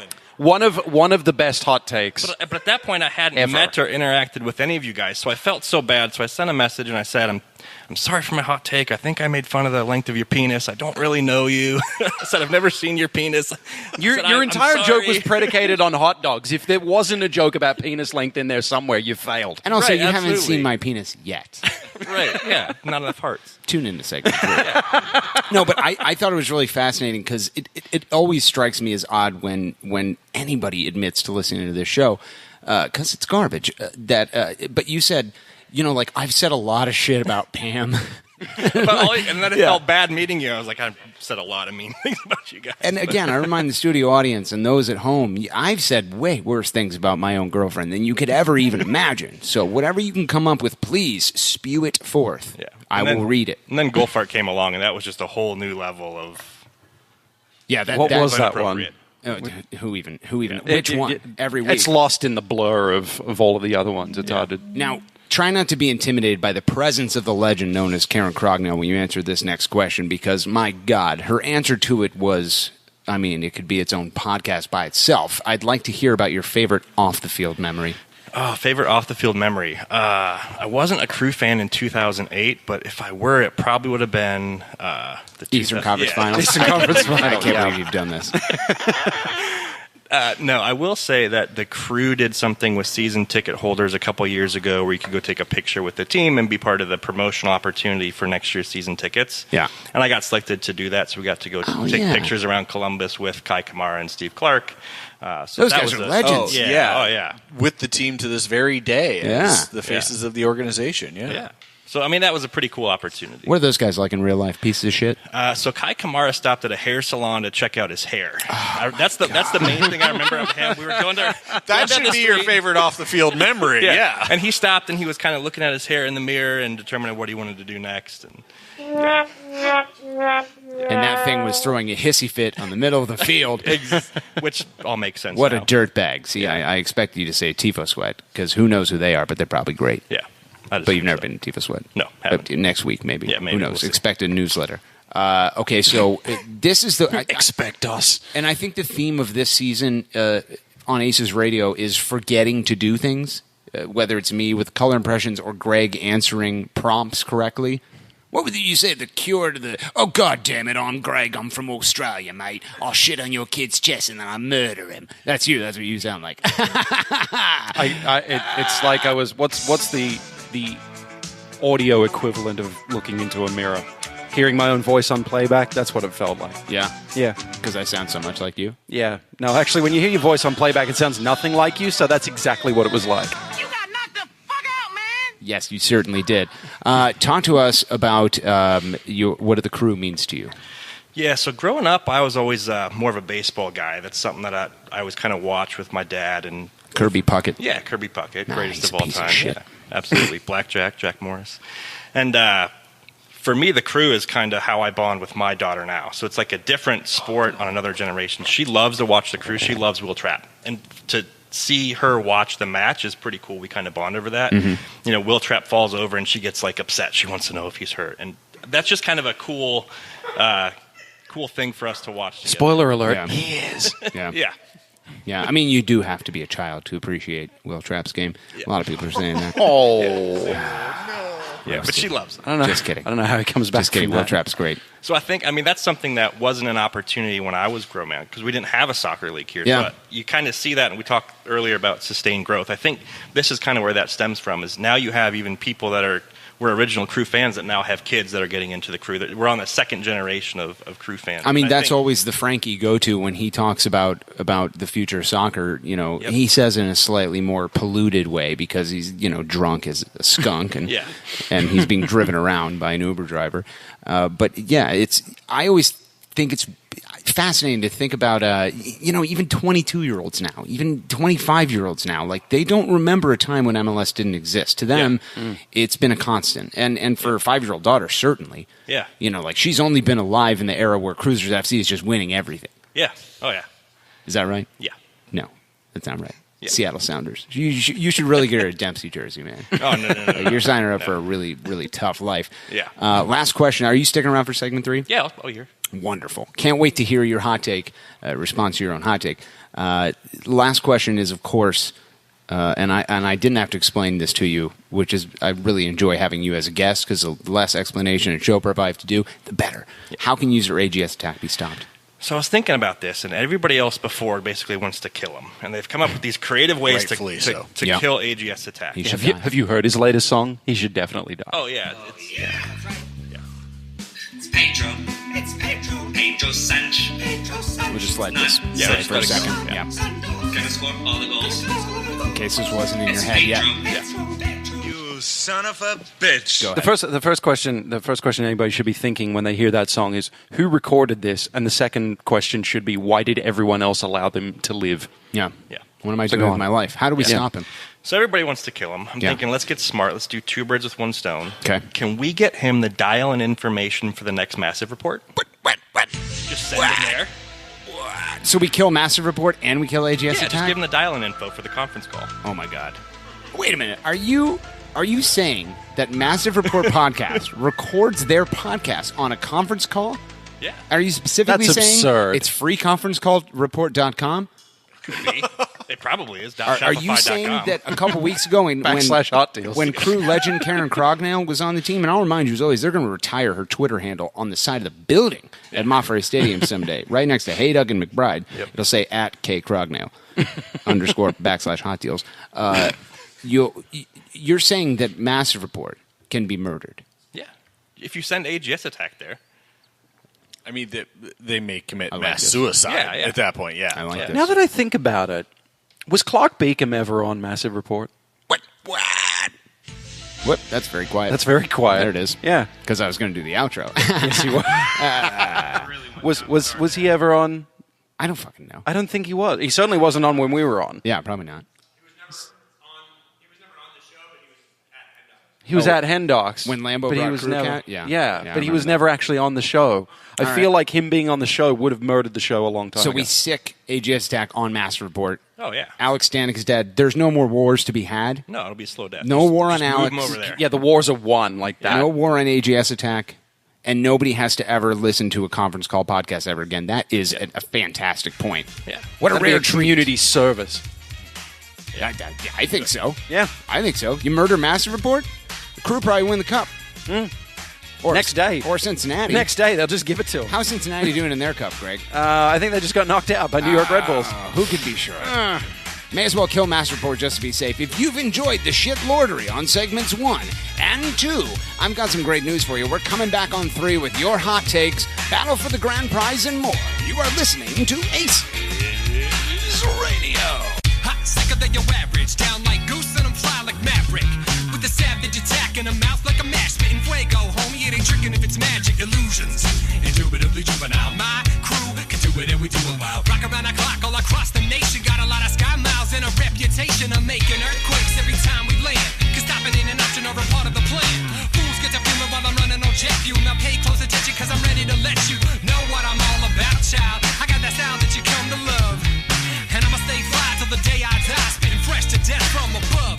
Get it, David F. Man. You don't stop. David. You don't stop. We came to rock it till the city takes off. Mr. Captain. Yeah. I'm an ace pilot. Yeah. I wanna spin my wings and fly. To all the people in coach. Yeah. To my first class folks. Yeah. We'll show you how to scrape the sky. Oh, yeah, baby. Ignorant sluts, shitlords, lords of shits, Nate Beckman, Savon Seagulls, and squawking seagulls alike. You've made a tragic mistake by sticking with us from segments 2 to 3 on ACES Radio, episode 59. As they say in the industry, Darby, only one left to 60. Do they say that? I think they say that. I don't think they do. I've never heard anybody say that. Literally, nobody in the history of the earth has ever said that. If you're Don't forget about me, shitlord. Okay, Walter the Raccoon, Jesus Christ. If you're noticing a different tone in Greg's voice, you're an astute listener, is what they say. Also in the industry, it's because Greg's part is being played by none other than celebrity fan and douchebag extraordinaire, Nate Beckman. Nate Beckman. Does Welcome that to the show. automatically happen when you say my name? It does. You used to be on Master Report. That's true. Lord of the Shits is back for segment 3. Welcome back, Jonathon Masteller. Thank you. A.K.A. the Lord of the Shits. Did I already say that? Yep. Darby Schnarvis, welcome back. Thank you. Okay, Vaughn, you've got to be real with me. You're here for a reason. You never show up without a thing. I have some breaking news. Oh. Okay. Sounds like we need a drop. 3, 2, 1. Yeah. We interrupt this regularly scheduled Buffalo Bills podcast for this bit of breaking news. We go now live on scene to Yvonne Seagal. Yvonne? All right, so What's so funny? That's how they'd say it if we're on a news show. So you may remember last year when I introduced the podcast to Buttle Surfer. Yes. Oh, I I'm believe sorry. Buttle Surfer has a drop. Is that right? Yeah. Stank Lord. Yeah, is that the one you're talking about? It wasn't on Buttle that Surfer, screen. right, Yeah. exactly. Yeah. So anyway, I've been asked by the Stank Lord dress to share a little bit of something that may give a little bit of insight as to, I mean, we listen to these hot takes, and there are so many personalities, and we don't know who they are, and we wonder, who's hired Ballerina, who's Lord of the Shits. We've met him tonight. Who's Phil Goldfart and. Oh my God! I mean, there's so many. So there's been some Mabwani Too speculation. Bootylicious. Yes, I mean, who is that guy? Right? Darling Thief. I hear he's a great lad. Worst. He is the worst. That's a bad lad. Yeah, terrible. And so there's been some speculation about who these people are, and and so the Stank Lore Dress has actually sent a file to your email. I noticed that, which might give you a little bit of insight as to who. A certain personality is, and the certain personality that we are going to introduce tonight to you. Okay. By the Stank Lore Dress. What? She has sent this file. What? And you are going to meet Phil Goldfart. Oh, what? What? What? Thank God for it. Is that serious? Serious. Yes. Is it Nate? I'm going to kill myself. We can only hope. Oh, my God. Can you pretend it's you regardless so Morgan No, kills I was himself? going to say, like, I got to work with this, right? Okay, all right. Oh, my God. Okay, all right. So I believe there's been a file sent to your email. Yep, if you, I got it. Yeah. I downloaded it. Thank you for the heads up. And here we go. Jesus Christ. I hope you can hear this on Periscope in 3, 2, 1. Oh, my God. Is it Justin Merrim? That's the same riff. That's awesome. Okay. Yes. Is it Tyler? Are there words? So how about I come over there and go to town on your money and on your ass? Oh, it's fucking Nate. This is a Nate drop.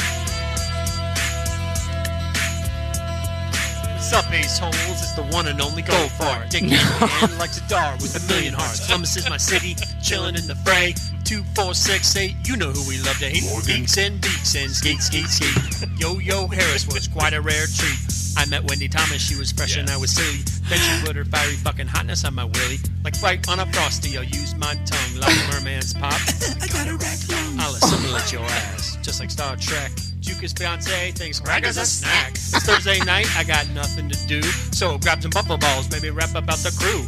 Then I'll hit the freeway and flip off a cop. Mile 67, back to the rest stop. Oh my God. Oh, Jesus. Is there more? There's more. Oh. There's more. You, my man. What the There's like 3 minutes.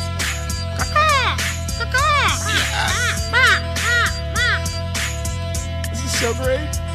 When I'm at the rest stop, do what I want. John the Web Boy is an expert at fonts. I don't wear undies and I'm not shy, scoring goals in stinky holes till the day I die. EHILLYG. I'm always insider like T-Berry. What if I told you that there was a cure for the scourge that was hooking up with ladies who are mature? Well, there's a backpack room where the shit gets nuts, and that's where I saw the monkey with 2 butts. There's brandy in the hot tub and fancy cars. Gangsta crew baby called smoking cigars. Party Lambo and Aces on the night train, cause anything goes in this rest stop game. So listen up, folks, from Dublin to Hilltop, order up a boober, get back to the rest stop. Yeah. Oh, fucking A. What? The heat has been brought. The heat has been brought. Yeah. Old ladies like to pay me and I'll make them my honey. Yeah. But I'm not a prostitute. I just like sex and money. There's 1 minute and 36 seconds.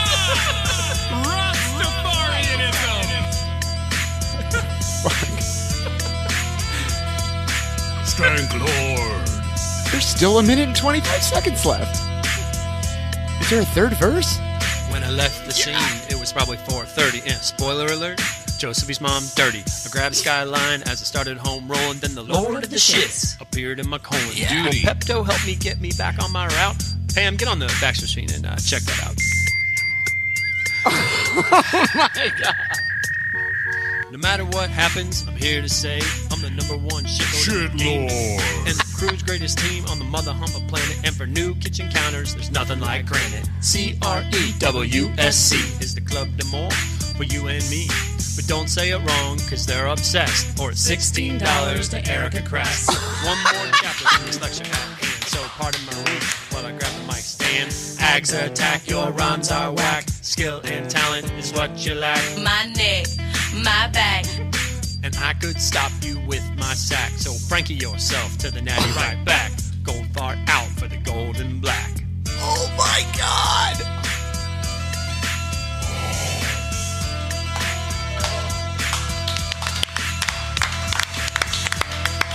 Oh my God, this is the most incredible thing.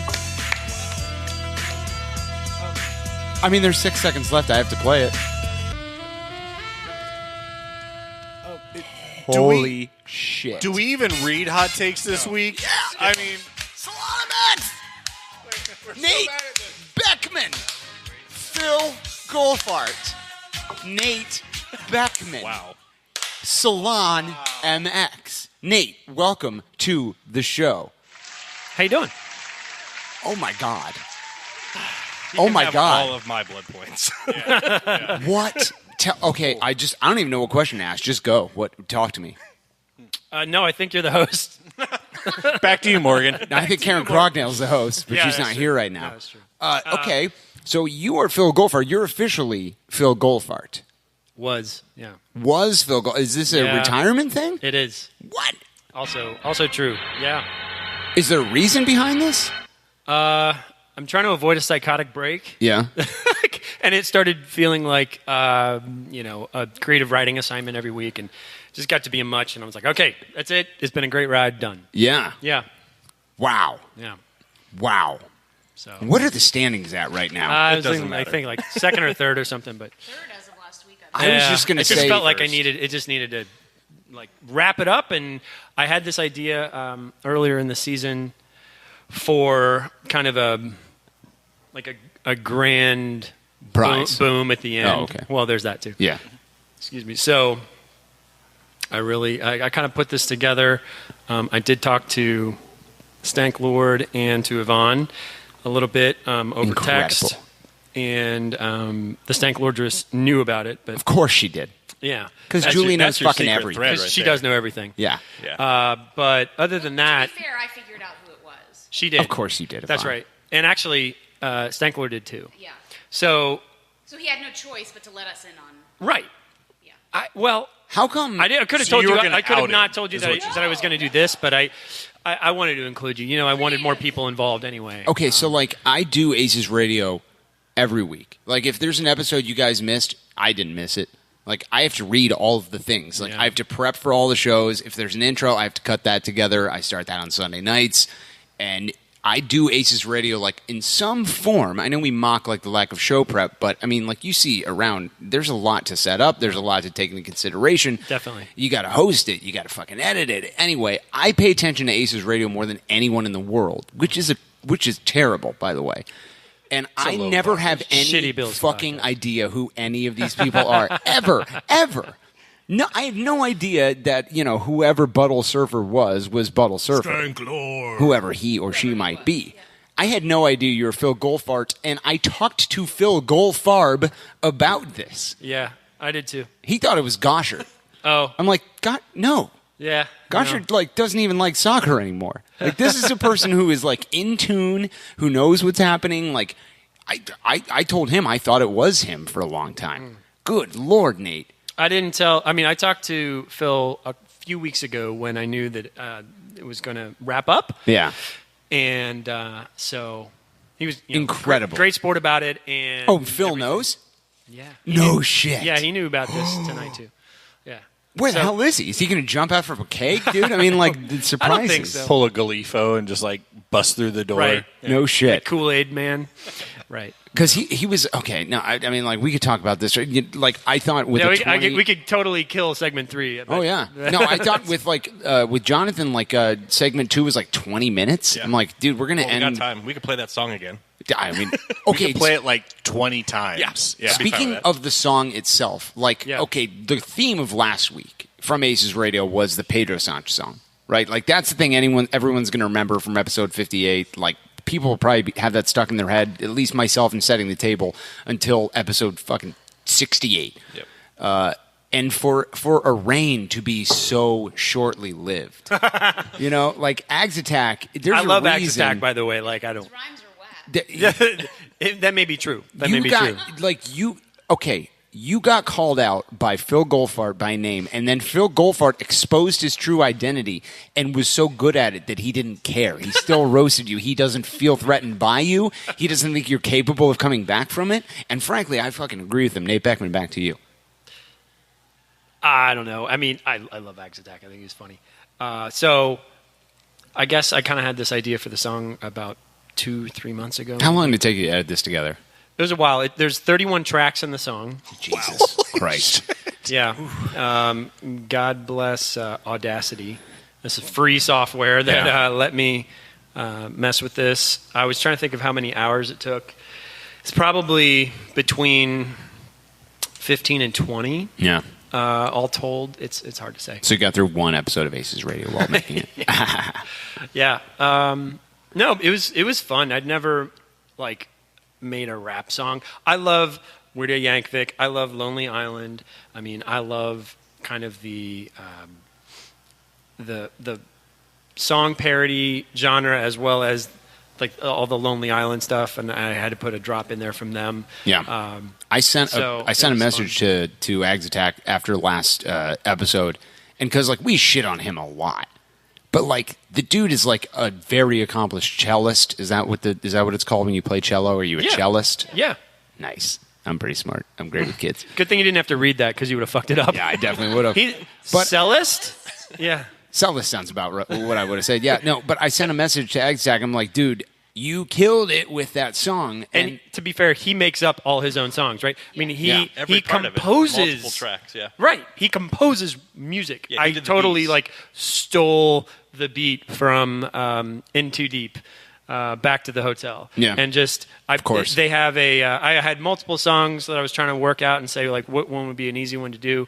This one easily stood out. I was like, oh my God, it's so easy to rap over this. There's lots of breaks. There's lots of pauses. I can breathe. There's all kinds of good stuff in here. When I put the lyrics together, 80% of them went down in one take. Whoops. Can you hear me? So that all kind of worked together pretty well. Edited for appropriateness, believe it or not, even that. But it all worked out really well. It's super hard editing stuff together, and I say that as a person who does low-level bullshit on a crappy podcast. And if you're talking about music, fuck me. That's well, the volume level, I think, is one thing that people maybe overlook or don't consider when they're just thinking about how do you make it sound professional?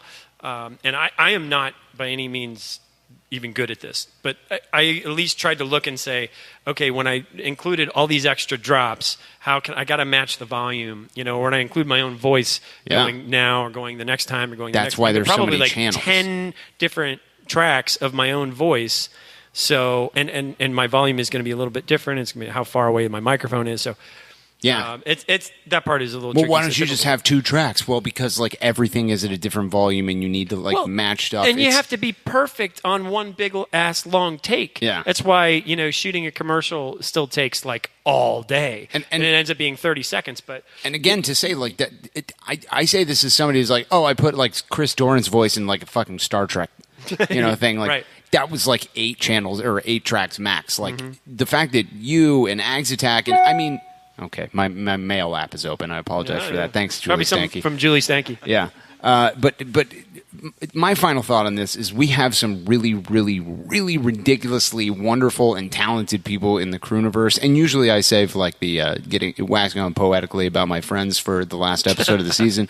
But I am personally lucky to be surrounded by so many wonderful and talented and fucking awesome humans. You, AGS Attack, Darby, fucking Lord of the Shits, Yvonne, RP Gardner, Greg Benson, even when he's shitting on kids and killing them, that guy's a rare treat. And everybody who listens to ACES Radio that contributes to this, fuck. That song is going to be something I remember until I die, Nate. No. Last thought, and then we're gonna end segment 3 and go to segment 4. The first segment 4 in ACES Radio history. That's funny. I guess last thought is that it was a character, and I guess again Phil was awesome about it because he is awesome. Thoughts are the thoughts expressed by Phil Goldfart were in character. I guess is important to think and say. Me as a human, I don't I don't feel exactly like that character. So, and if people in ACES radio world probably get that. Yes. A casual fan or listener may or may not. And I am like a human, and I need to like go to work tomorrow and not get fired and stuff. Like, I don't know. I think there's just a level of like unease sometimes around like being completely fucking ridiculous in public and sober, by the way. So. Composing that stuff, it was a blast. And it was hysterical. It was fun, and it was meant as just a gigantic extension of inside jokes. Did it for Columbus. Fucking rock on. Yeah. Did your wife write Nate, all that fuck it legalese back. for you? Like, you can't fire me over this because it's parody and it's. She doesn't know. Really? And it's not because I'm kept it from her. Because she doesn't just speak English. She does. And not in the house. Not in the house. That's how it rolls. No, she just doesn't think, like... She thinks we're terrible. It's funny, or like... I guess it's not that she doesn't think it would be funny, but she's not part of that inside joke, like, string. Yeah. And at some point, I'm like, man, what am I going to explain to this? I told her... I told her I made a big old song. I got to talk to you about something. Right. You know what, though? Actually, this is also pretty relevant. And I think you're a Stern fan, right, Howard? Howard. What? Sorry. You're a Howard Stern fan, right? Oh, yes. Victoria. ACES Radio is a poor impression of Howard Stern. So here's the thing. Victoria is the biggest Howard Stern fan I've ever met. Yeah. She basically learned English listening to Howard Stern. Mm-hmm. Those people are like her family. She is like really concerned about when they stop. But we are the whack pack. Yep. Right? And with Howard, they do this. They actually make parody songs constantly. Yeah. And it's just part of that extended inside joke all the time. And I kind of realized that after the fact. But she gets it. I mean, she would get what I did and why it's funny. But she's not part of the inside joke, so it just kind of wasn't a big deal. Okay, now that we're getting into the depths of why we do what we do, Mm-hmm. and if those of you who are listening, maybe just fast forward to segment 4. Nate, you are one of the reasons why ACES Radio started, and I say that because when I was on Massive Report and Greg was on Massive Report, I always thought of like that as it could possibly be something like this. And I don't say that as like a conceited fuck that thinks that this is somehow good or important or whatever, but you told me one time that when you were in Arizona that Massive Report was kind of like a lifeline to home for you, and it kind of made you feel like you were still there. And that is something I can relate to as a person who is from Columbus and lived in Detroit and lived in Cleveland. The message boards for Ohio State, message boards for Crew, they were always like kind of like a connection to home for me, and that is what I absolutely wanted ACES Radio to be, is a thing that people can listen to when they're not in Columbus and feel like they're at home. And also the Howard Stern comparison is right on the money, because the Whack Pack is such a big import. Like, I always want to be a part of something where like the individuals involved are about 90% of that thing, where it's like, Lord of the Shits, right? Like, you met him, but you've known him for so fucking long. And Yvonne Seagull is a great example of that. If people who meet Yvonne are like, I've talked to you on Twitter 1,000,000 times. That is kind of what I wanted this to be, and it's because of people like you, Nate, and people like you, Yvonne, and shitheads like Darby and shitheads like Greg that came along and were like, I want to be a celebrity fan too. And that's what Greg said. And then he shit on my kid's chest and killed him. So, but all that to say... Derek. I actually would just like to add that... do it.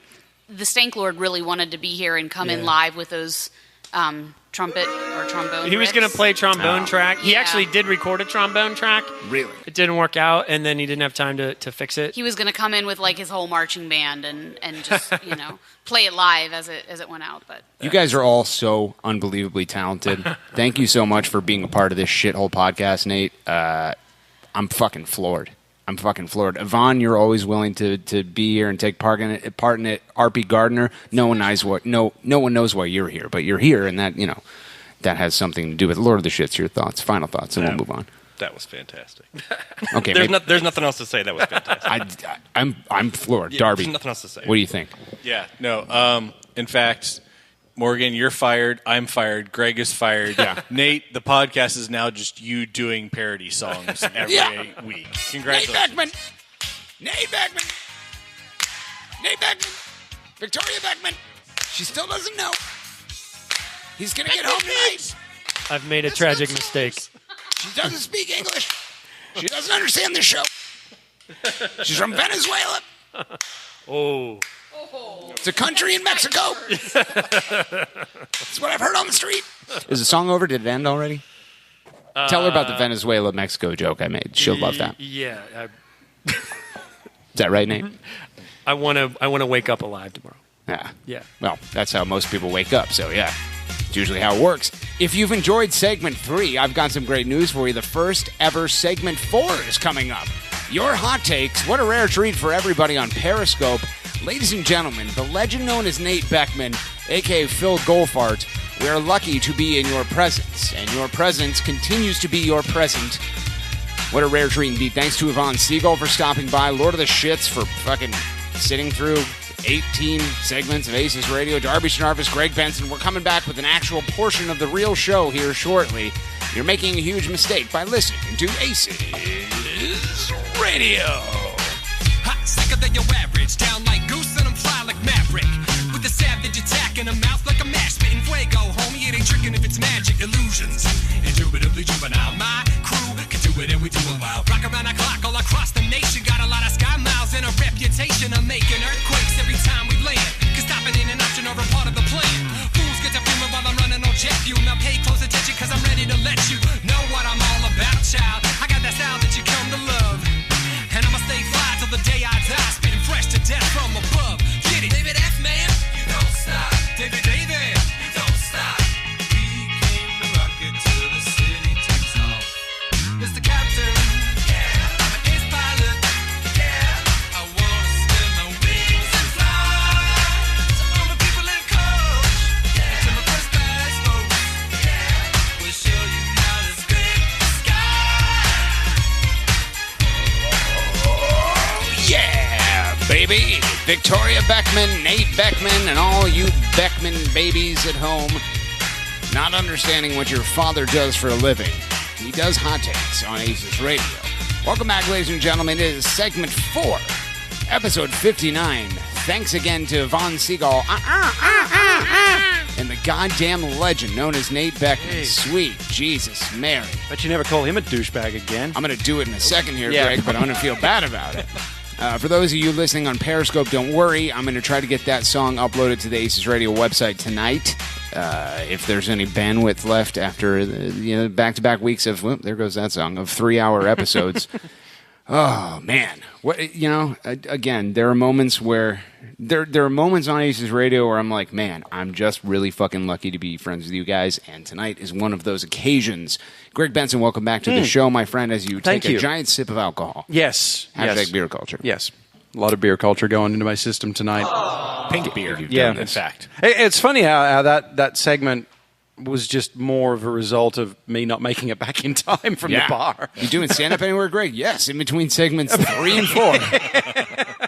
Yeah, that'll be a... Greg was distracted. He had other priorities. Yeah, he sure did. I was spitting game at Crognails. What are you going to do? There were Crognails left and right. Everywhere. Man. Yeah. Did you get any peppermint cookies from the old man in the basement? I'm sorry, licorice cookies? Yeah, no. Ooh. No, Licorice. that sounds like either way, it sounds like a euphemism, and I definitely don't want any part of that. Gilderish. Darby, what if I told you there was a cure for this? I know what you did there, but what? Yeah, no, it's a joke from the old country of Europe. Yeah. What if I told you there was a cure for the scourge that is goal farts? It's definitely pizzelles. What are pizzelles? They're licorice cookies. Oh, yeah. Yeah, that's, the ones that you had last week. That's probably what it is, yeah. Yeah.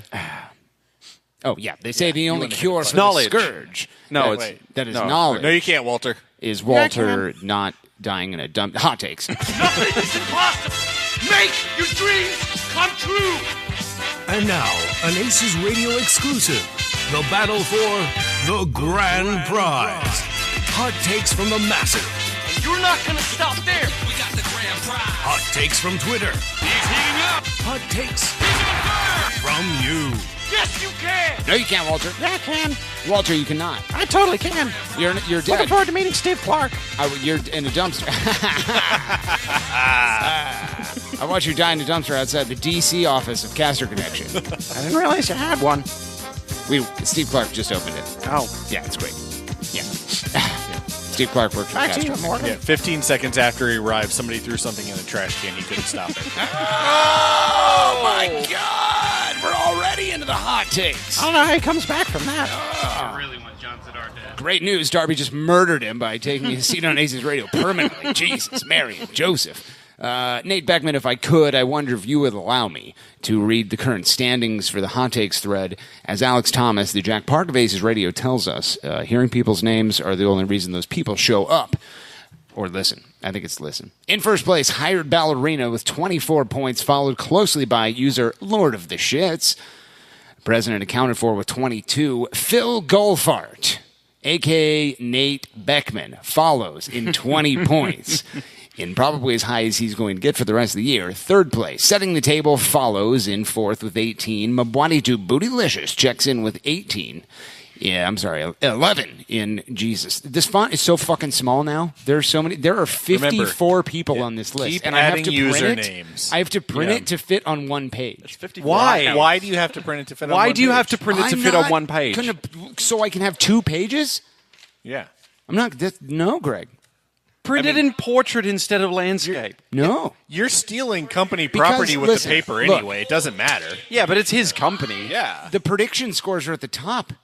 Look how far they go over the middle. What goes on the other side of the page?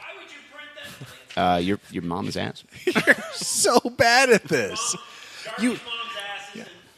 By the way, my mom does listen to this podcast, so does please, she? yeah. What was the jacket she was wearing? The Diva Dragon Lady Dragon. I don't Shout know. out to the Diva Lady Dragon. The Diva Lady Dragon. Know. She actually managed to listen to a little bit of the Karen Crognale episode. What a rare treat indeed. Yeah. _Ken follows Matwadi.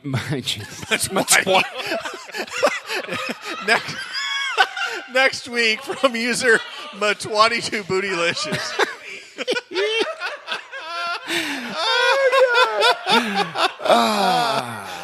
I don't know how I come back from that. Nope. _Ken with 9 points. Ron T with 8. Darling Thief, what a good lad he is, with 6. Kruzmack with 5. Pippinips, Hug Me Shaven Oregon, Alex Thomas, Metric Conversion Bot, Darby Schnarvas, AGS Attack, and Buttle Server all checking in 10th place with 4 points apiece. Zappalicious is alone in 17th with 3 points, followed by Yvonne Seagull, the Crew Pat, Mike Hudson Sucks, he certainly does, Pamela Lynn Hughes, Steve Abreu on tour, DH Goat, Hansy Lockname, Carl the Refugee, Morgan's ass, Zidar's ass, Darby's old ass, and none other than Greg's ass. All with 2 points, checking in at 18th. The celebrity gagglefuck of fans is as follows. Bob O'Shaughnessy, Dave Edinger, Dirty Slut Pam, John Burkle, From User, Blank91, Iscariot, Aces Reflections, GCG Bag, Tyler Hay, Free Sandwich, Ghost of Stern John, Great Clips Columbus, Talons, The Real Chris Doran, News Albert Overlords, Mara Me Pam, Woe KC, Tom Mathers, Ann Hummerwalt, Nate Beckman, Kroger Pharmacy, Pat Scroonan, Cat Might Cheer You Up Bot, and Fishbird all in 30th place with 1 point per. You did that in one breath. Well done. I'm not even mad. That's amazing. Yeah. By the way, Nate Beckman with a single point. He might be at 21 points. He gets to the bottom of the list though. He starts squinting like that meme of King I'm Jong. holding this thing so close to my face. Bringing up the rear this week, Greg, and getting the bulk in 54th place, Josephie. Josephie. Because it's usually his mom. Because his mom is a slut. Yeah. Love that joke, Greg. Welcome back to the Rest Stop of Love. Josephie's mom is a whore. Is the joke. Yep. We move now to the subreddit known as The Massive, where I remind you, Darby, as always, that these hot takes are organized automatically by their level of fiery fucking hotness. Today's top upvoted post comes to us from none other than the real Chris Doran with 9 points. Quote, I finally made the fucking move to fucking Ohio. Looks like I made the fucking local news when I did. And then there's a hyperlink where the end of it says / Elyria, Ohio man sets new record, world's longest penis. Yeah, that's all the headline says. End It's quote. just Elyria, Ohio man sets new record for the world's longest penis. Greg Benson, your thoughts? Response from Morgan's ass. Hi, Daddy. God damn it. Hello, darkness, my old I did not see that. Legit. Well, obviously, because it was behind you. Oh, God damn it. Dude, segment 3 Greg is the best. I'm sorry, segment 4 Greg. Moving on from user Darling Thief, what a good lad he is, with 4 points. Quote, after you shitlords recorded a podcast the length of a Christopher Nolan movie, I started imagining ACES radio listener achievements. You know, like the ones found in Half-Life 3. Yeah, I know about that. Is that a video game? It's a video game. All right, of course. Here It's we just go. video game achievements in general. Amateur performer. Sing along to Scrape the Sky during ACES radio. Earworm. Randomly mumbling or humming a AGS Attack rap. The weirdo. While listening to ACES radio, laugh or smile at an inappropriate moment, causing your coworkers to worry about your sanity. Congrats, you're a shitlord. Listen through the entire 3+ hour episode of ACES Radio. Lucky dog, be a celebrity guest, and still have a career afterwards. Oh, God, Nate. Jesus. How relevant. Bring out your dead. Make 20 Darby is old jokes in a row. Yeah. That's going to be the badge everyone should try to win next week. Fake Katie Mitchell, everyone. Make and consume an entire bottle of strawberry-flavored Zima before it gets warm. Golden ratio. Write a hot take that sweeps the blood points. Does that ever happen? No. No, I don't think so. I don't think it ever has. And finally, Hendok's Survivor. No, not finally. No. They just fucked up hashtags. God damn it. Hendok Survivor. Make it out of Hendoks without Greg killing and shitting on you. That's what you do to kids. That's one of the best jokes on this show. Hashtag beer culture ultra. Attend hashtag mini tailgate. Woot. God, it's more of a punishment than anything. Hashtag probably riding cock.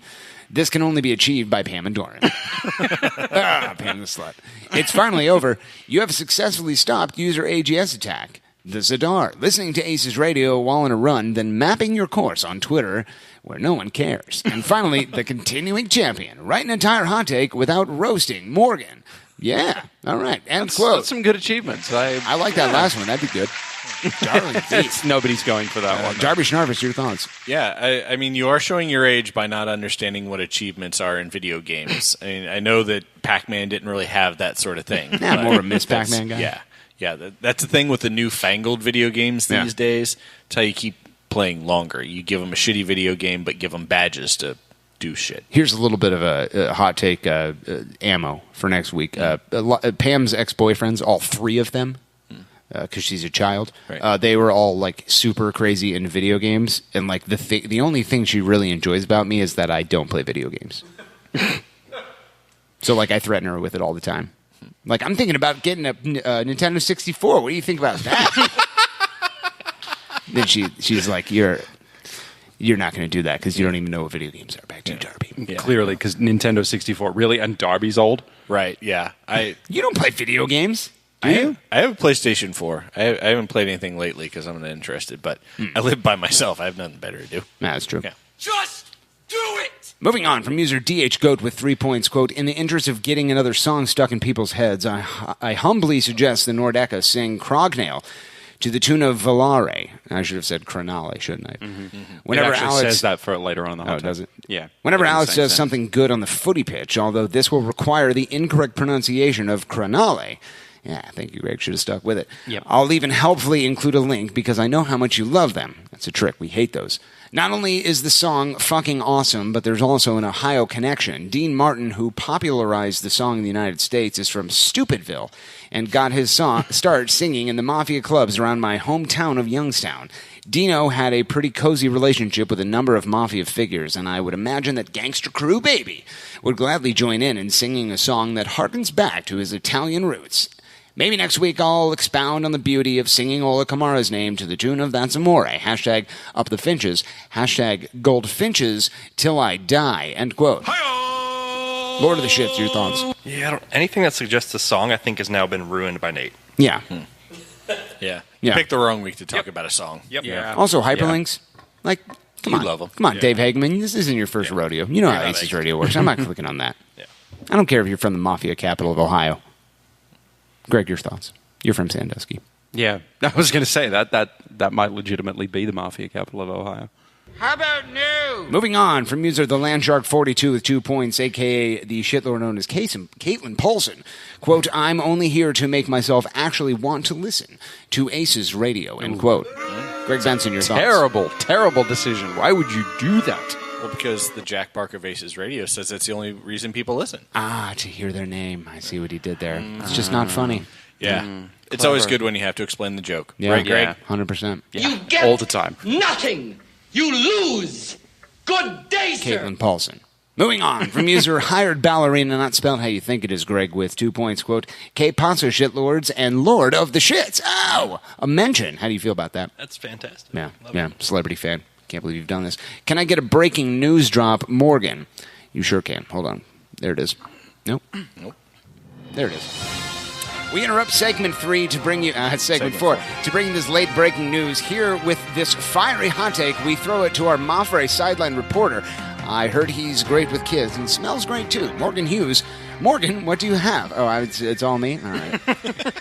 Yep. Thanks, this one's all you, buddy. Thanks, Morgan. By the way, I heard you also smell great and are great with kids. You should join my club. We meet on Sundays and film ourselves shooting baskets in a warehouse and then post it to YouTube. Fuck that guy. Sounds great. I should be This person's not getting the continuing champion achievement, by the way. That sounds great. I should be down after brunch at Hyde Park. Now, back to this piece of breaking news. All right. We are following up on a tip left anonymously by someone that had an Australian accent, and it sounded like he was at a bar filled with crying kids, but nonetheless, this tip led us to footage captured by CCTV at the Tiny Demon Fortress last Saturday night.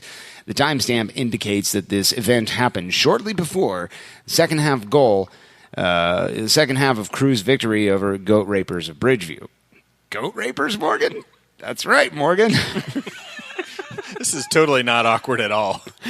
Anyways, after minutes of analysis, we discovered that an unknown Goat Rapers.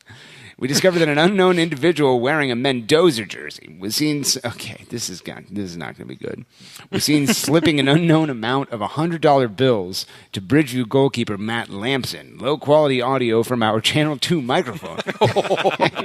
Briefly picked up a part of the conversation about not losing points in the prediction standings. Okay. And the exchange ended with yellow swag or yellow swag, but who could really tell? We can only assume this exchange instigated Lampson's blatant tackle that resulted in the Crew's final goal, saving anyone who incorrectly predicted a 2-1 scoreline for the Fire. May God have mercy on their souls. Back to you, Morgan. We can only hope that the individuals involved are brought to justice and severely punished. Lord of the Shits, your thoughts? Lord of the Shits. Sounds like a Hotake. Blood points to Bottle Server. Back to you, Greg. Hashtag dueling Morgans all day. Hashtag Morgandoza. Hashtag 2 Morgans. 1 Mike. End quote. Jesus Christ. Morgandoza.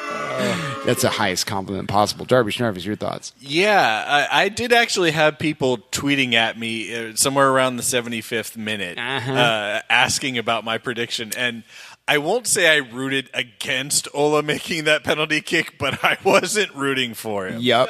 Yeah.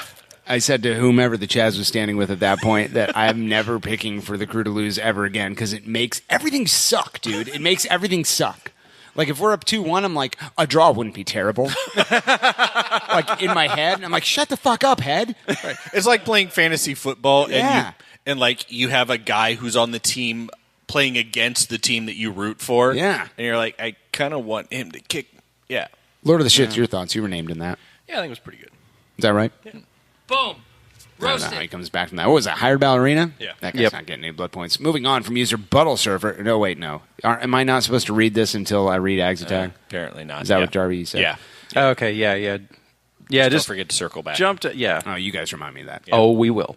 Moving on from user setting the table with 2 points. Quote, I can't get Pedro time out of my head. The whole Pedro Santos converting to Pedro Sanch thing is now messing with my everyday thought patterns. For example, yesterday I stopped at a 7-Eleven to get some chewy, fresh breath mints. So I picked up a roll of Mensch and an orange Fanch soda to drink. Then I walked back to my car and carefully navigated around the rear fuel tank of a 1975 Ford Pinch parked beside me.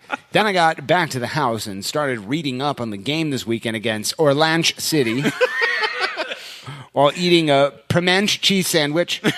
And all I can think about is looking forward to December so I can watch one of my favorite holiday specials, Santa Claus. It's coming to town.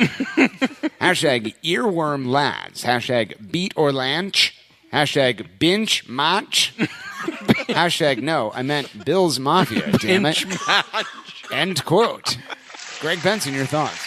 Oh, that was somebody's gone through and thought of a lot of words that end in toes. Yeah. Or toe or something very similar. God, imagine how depressing Darren's life is. I've spent all week in the dictionary researching for this 5-sentence hot take. Oh, well, that song was in his head. Oh, yeah. It's even worse. The cruelest of all. He was thinking about that having song to do the whole having time. to do that with AGS's AGS. It's a thing going around, Greg. Don't It worry is. about it. I gave it to you. It's very contagious right now. First of all, he lives in the footprint of FC Cincinnati down there in Lexington. Second of all, I mean, being able to read is a curse, so he probably doesn't enjoy that. And second, what have you done to Greg? He can't even talk anymore. Yeah. I should have sat out segment 4 too. Moving on from user Greg's Porta-Pot for your kids. Oh, my God. It's a place where your kids go to die. With 4 points, quote, shit on those bastards below. End quote. Fuck yeah. Darby Schnarfus, your thoughts? Finally, it's actually appropriate. Literally the first time that it's been used in reference to where it actually makes sense. It's great. Touches me down my deeps. Greg, your thoughts? Below. Billow?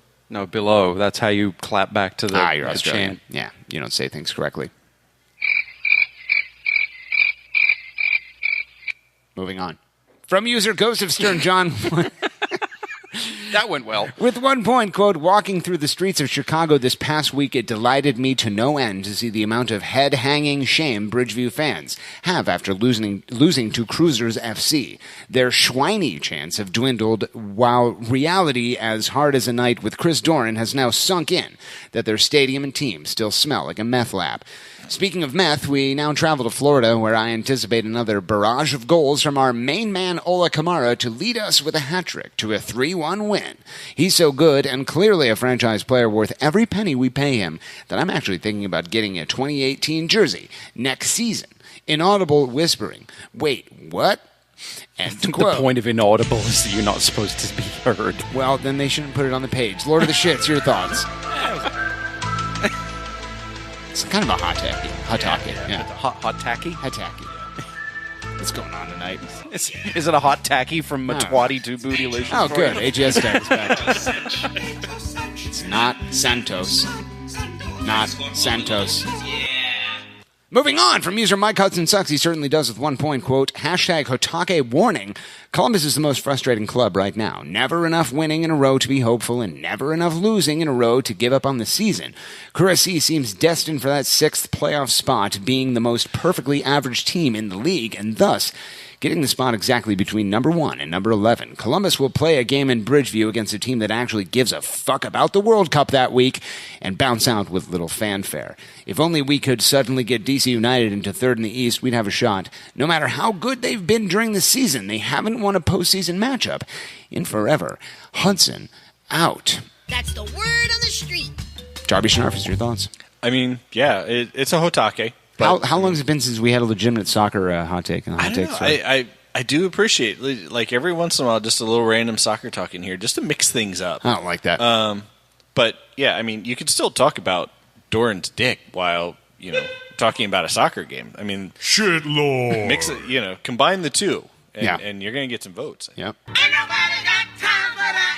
Moving on from user Charlie's left nipple with 1 point. What? I don't know. Quote, wasn't the original line unlike this explanation, which is small and perfectly formed, because I swear I remember that, and I feel like that's funnier and also meaner to John regarding his genitals. End quote. What? Greg, you've been on every episode except 1 and 2. I have, Your yes. thoughts? I feel like it was the original line. You know who which we is could small and ask? perfectly formed. Alex Zadar? Thomas? No. Oh, Josh Sondheim. Josh Yes. Sondheim. Yeah. Yeah. Josh Sanch. He's changed it. Josh Oh, Sanch. yeah, sorry, Josh Sanch. He's changed his Twitter handle. Well, it was It's Josh Sanch. Mendoza Hughes for a second. Josh, it's Sunch Well, now. wasn't it Josh Purdy Hughes? Oh, in fact? Jesus. Yes. Yes, Thank it you, was. Josh. He's Hashtag on rough lads. Aces Radio Overload. Yeah, he sure is. Rough lads. By the way, Charlie's left nipple. I can't believe you've listened to enough of this garbage to remember what at one point I said. That oh my God, I pray for your soul. Moving on, but welcome back to user Morgan's Fun Van for your kids. By the way, with 1 point quote to the parents of AGS Attack, we must reiterate that Morgan's Fun Van for your kids is strictly for a child, not your man-child. We don't take kids over 13. Morgan's rules. This is the third time this week. If I have to drive around with him in the back singing Pedro Sanch one more time, I will go crazy and become a dirty FC Cincinnati fan. I'm getting off topic. Anyways, Morgan told me I shouldn't tell this to anyone, but enough is enough. Morgan gave me a special tifo scarf to take care of AGS Attack. And let's just say he won't be spitting any more rhymes after nap time. Also, Morgan told me to leave his body on the stage at Mafre to appease the soccer gods. This has been your last warning to whoever spawned AGS Attack. Hashtag Tifo Scarf Necktie. Hashtag Souls for Goals. Hashtag Sins for Wins. Hashtag Gold and Black will stop AGS Attack. End quote. Lord of the Shits, your thoughts. That's pretty good. Do they have any blood points at this point? Morgan's Fun Van for your I don't kids? think they do. If they do, they haven't shown up in the standings. They've It's had weird. some good ones. They do not. I They do see. not. No, I would not do that. Jesus. I get the feeling somebody's about to get the what is it? The bulk, Greg? golden. No, well, yeah, no, but It's your ass. None other the than golden ratio achievement. Writing a hot take that sweeps the blood points. Moving on blissfully to user RP Gardner with 1 point from 38 minutes ago. Hashtag give Phil Goldfart all the blood points. Hashtag Hotake. End quote. RP Gardner, your thoughts? He says, I don't know. Many points in Nate Beckman. He doesn't have a microphone in front of his face. Darby Schnurvis, your thoughts? Do I have to read this next one? Jesus tits. Oh, God. It's Is that the logbook? 1, 2, 3, It's the 4, logbook. 5, That was actually- 6, I thought 7, that was 8, pretty good. 9, 10, 11 paragraphs. Okay. From the logbook with 0 points, rightfully so, quote, everyone knows about Christopher Columbus stumbling upon the Americas, but few know of his time at Greg, do you want to read this? Can you give me a break? Sure. Okay. I'll count how many times you fuck up. Oh, please do. Yeah, finish that beer, Greg. It's going to help. 59 episodes of reading these takes, man. I'm telling you what. From the user, the logbook with 0 points. Warranted, maybe. Quote, everyone knows about Christopher Columbus stumbling upon the Americas, but few know of his time capturing the HMS Oregon. Captaining. Captaining. Yeah. Pardon me. Sorry. Okay. I think it's because there I was something going on. and I quit. He did say that. Fuck you. Captaining the HMS Oregon, a great sailing vessel that explored massive swaths of an altogether less fashionable area of the South Pacific during the golden age of exploration. Recently, the logbook of Columbus's crew, SC, was discovered. These are their stories. Day 1, we set out from Australia hours ago. We were forced to take several children on board the ship with us as one of the racist natives claimed they were in his seat and was threatening to do unspeakable things to them. We took it as a chance to do our part in ending childhood sobriety. A stowaway raccoon was also later discovered on board, attempting to escape the advances of that same racist native. Legitimate. Day 7. Today we discovered what we have called Morgan's Island, named for the leader of the island. Inhabitants say the island has largely been ruined since he took over. As we approached, the first thing we noticed was an unbearable stench. No. We attempted to leave some of the children on the island with Morgan, but it soon became clear that he neither smelled good nor was good with kids. The most interesting thing we saw on this island were the boats they designed. The sails were ingeniously made of stolen tifo. The inhabitants also like to forage for ducks by digging deep holes in the sand. They clearly do not know how ducks work. Day 11. After several days on Morgan's Island, we set sail again. Not long after leaving, we passed the floating corpse of a large cat. We could tell immediately that the fearsome pirate Captain Beacom had struck again. My God, when will the killing stop? We made landfall again soon after on a small rock. On it, we found a young boy named Derek. who said that he had been... See, I read it like you would. Thank you. Yeah. Who said he'd been marooned there by Morgan. The man is clearly very bad with children. Day 13, the ship set down its anchor off the coast of another small island today we call Pam Island. As the exploratory party rowed to shore, they again smelled something bad before making landfall. This time the smell was burnt food. Yeah. The first thing we noticed upon seeing the beach was that it was littered with shoes. The inhabitants invited us to a banquet in our honor, but we ate little as everything was burned to a crisp. Oh, my God. At the banquet, the natives regaled us with tales of a truly massive beast called the Doran, said to slay the women of the island with an unbelievably large club. We left the island quickly as we were starving, and the ruler of the island was attempting to marry several of our crew members. Oh, Jesus Christ. Pam's a bitch. I need a drink. Don't we all? Yeah, there's a lot more of this shit. Yeah, there sure is. Day 18, we dined on a lobster caught at sea today. It seemed very confused as we attempted to cook it and kept insisting that it was actually a lawyer. Day 19, today the ship made a stop at the Isle of Love, a rest and refueling stop set up and used many, many times by earlier explorers. The proprietor of the rest station, a woman known as Josephie's mom, also spoke lovingly of the great beast known as the Doran. Nice. Day 28, the ship went horribly off course and we ended up in South America. We learned of this when we talked to a native and he informed us that he was, in fact, Peruvian. We offered him a spot on our ship's crew. He accepted and became the greatest crew member in the history of exploration.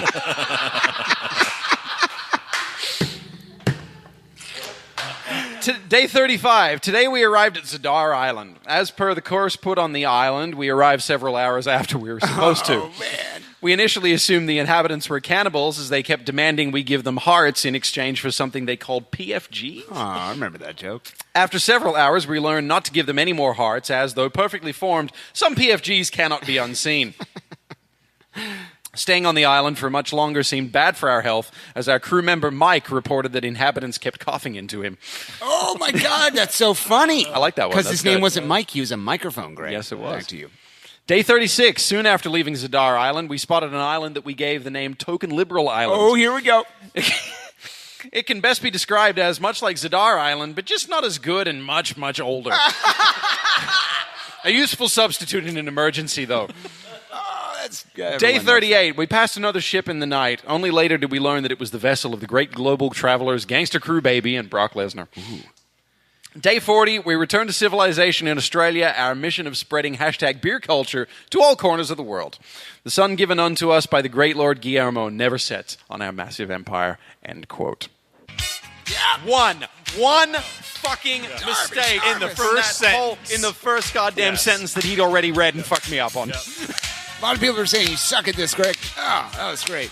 Dude, what was the one that... Oh, man, what was that part that we all fucking died at? That even went back to like how ducks work. Lord of the Shits, your thoughts? Yeah, literally. It had. That's why it was so long, because it had every inside joke. That was 59 episodes of ACES Radio into 11 paragraphs. Yeah. That's pretty good. Yeah. Who was that again? Logbook. Why wouldn't you? Okay, all right. I mean, you're getting points tonight, that's for sure. But I just feel like it's probably Nate at this point. Moving on from user Morgan's ass. 0 points, quote, I belong to Big Daddy Doran. End quote. I mean, yeah. Garbage Harvest, your thoughts? Can we get a celebration drop here? No, we cannot. No. No, are you sure? No, we just played it. It feels like good. People get if you do the same thing over and over again, people get tired of that. Do they? Yeah. That's why. We're going to go to Todd A and then go to user AGS Attack and then Buttle Surfer, right? Because there's 3 left and it's out of order, but this is what Stanklord wants us to do. Or whoever he or she is. Moving on from user _Todd_A with -4 points, quote, to whom on the panel it may concern, I have received a behind-the-scenes account of the front office's effort to turn the season around. It went something like this. As the player walked in, Sika announces the man at the desk, saying, Greg, first of his name, father of snakes, brother of U.S. soccer, director of sport, and your rightful head coach. Duca, professional, replied the player. Dilly presented a memo providing professional practice persistence and demanding trail by match performance. Is that supposed to be trial? Probably. This is a Game of Thrones reference, isn't it? Okay. I think so. I've never seen that. Greg scoffed and demanded that Dilly bend the knee. He did not. Dracrusis.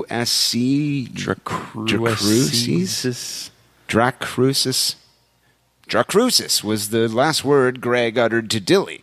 Smoke formed above the smoldering corpse in the shape of a fist pump. Greg has a fire snack. Praise be to Gilly and his offering.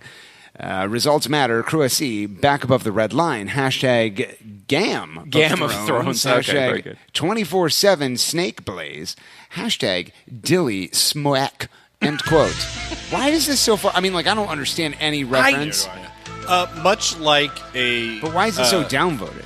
Much like a midweek friendly, this is something that nobody at this table has seen. So, oh my God, roasted! He approaches the baby gangster. I don't know how the old country of Europe comes back from that. Lord of the Shits, do you watch Game of Thrones? I do not. I didn't understand any of that. None of us watch Game of Thrones. It's like the most popular television show in the world. Yeah, it really is. It's like we found the 4 people. Congratulations if you're looking for a room of 5 people. R.P. Gardner. R.P. Gardner. If you're looking for a room with 5 people in it who have never watched Game of Thrones. I'm more of a Quantum Leap guy. I'm more of a Pete's Dragon guy. Pete's Dragon? Yeah. That's a good one. What about today's special? You ever watch today's special? Yeah. I guess I'm not that old. You can't do that on television. Oh, I love that show. There it is. I heard Kids in the hall. I love Blark. Great. I almost made the you can't do that on television intro for this week, but I was like, nobody ever watched that. And how the Spoiler alert, tune into next week. Right. So we've got the Canadian teen comedy niche covered, but not the most popular. Well, apparently show it was in more history than just of ever. Canadians because I watched that when I was a kid, and I didn't grow up in Canada. Yeah, no, it was Canadian produced, but they showed it wherever. Yeah, they did. It was like syndicated worldwide. Yeah. So this is a great show. It did make it to Australia. And it was wonderful. You know what I love about Yes, that you show did. is that it didn't it didn't say like fuck, shit, ass, bitch, but like every episode there was a kid being like up against a firing squad. Like there was a kid that was about to be murdered. Aim. Wait. Yeah. Yeah. Right? Like the premise body was parts in the food. Yeah. And because kids can handle that, like it's fine. We could you could handle humor back then. I don't want to be that guy. I don't want to be that like nostalgic guy of like, I remember when, what was it Dylan Moran said, what do you remember? Slavery. Shut the fuck up. Yeah. But like we were coddled to a certain extent. But Pam couldn't watch The Simpsons. She wasn't allowed to watch The Simpsons. But jokes about like, this person's about to be executed by firing squad you'd never see that in a show today. Not a kids show today. No. Oh, theirs is too dark. You could kids. Well, you're can't all handle right it. with it because you like killing kids, shitting on their chest because you're a fucking artist. Smoke weed every day. It Moving does on. smell like that in here, doesn't it? Second to last hot take of the night, lads, from user AGS Attack with -5 points. Quote, I have a very important announcement. Effective this past Monday, I have resigned my position as upper decker and have decided to return full-time to the glorious Nordeca effective next season. My reasons are twofold. One, because the amount of anger and hate this will generate will provide extra volume to up the lads. And two, I hope to turn Pedro Time into our #1 anthem. See you in the stands. Hashtag it's Sanch. Hashtag not Santos. End quote. Darby Schnarvis, your thoughts? We got him the hell out of the upper deck. As far as I'm concerned, he's been stopped. I won't hear otherwise. Y'all can deal with him now. That's funny you mentioned that because... Sorry, go ahead. I mean, I'd be okay with this being the new anthem. How the fuck are we going to do this as a chant? I guess Portuguese is not supposed to make sense. That part, you're definitely going to get. Yeah. That part. I mean... It's not going to sound any worse. I mean, just as many people would understand that as understand Yo Se La Voy. So, I think there was a response. Yo se le voy. I'm from Peru. This is Spanish. I'm AGS Attack. I'm racist. Back to you, Mornch. I see what you did there. I think there was a response on this. Somebody was going to legitimately put it in the chant cards. I think Buttle Surfer has something to say, doesn't he? Isn't that? And then we're done. Well, there are replies. Oh, yeah, to no. this. Cincy 96 said, going to have to sneak a Pedro Time cue card into the Capo's stack. Yeah. He could ruin the Nordeca. That's pretty good, Greg. Did you write that one? Yeah, I'm totally Cincy 96. What are you going to do with the tire, Greg? You're going to mention that. What? What? Are we going to... Back to you, Morgan. Oh, thanks, Darby. Moving on. Last hot take of the night from... What, Greg?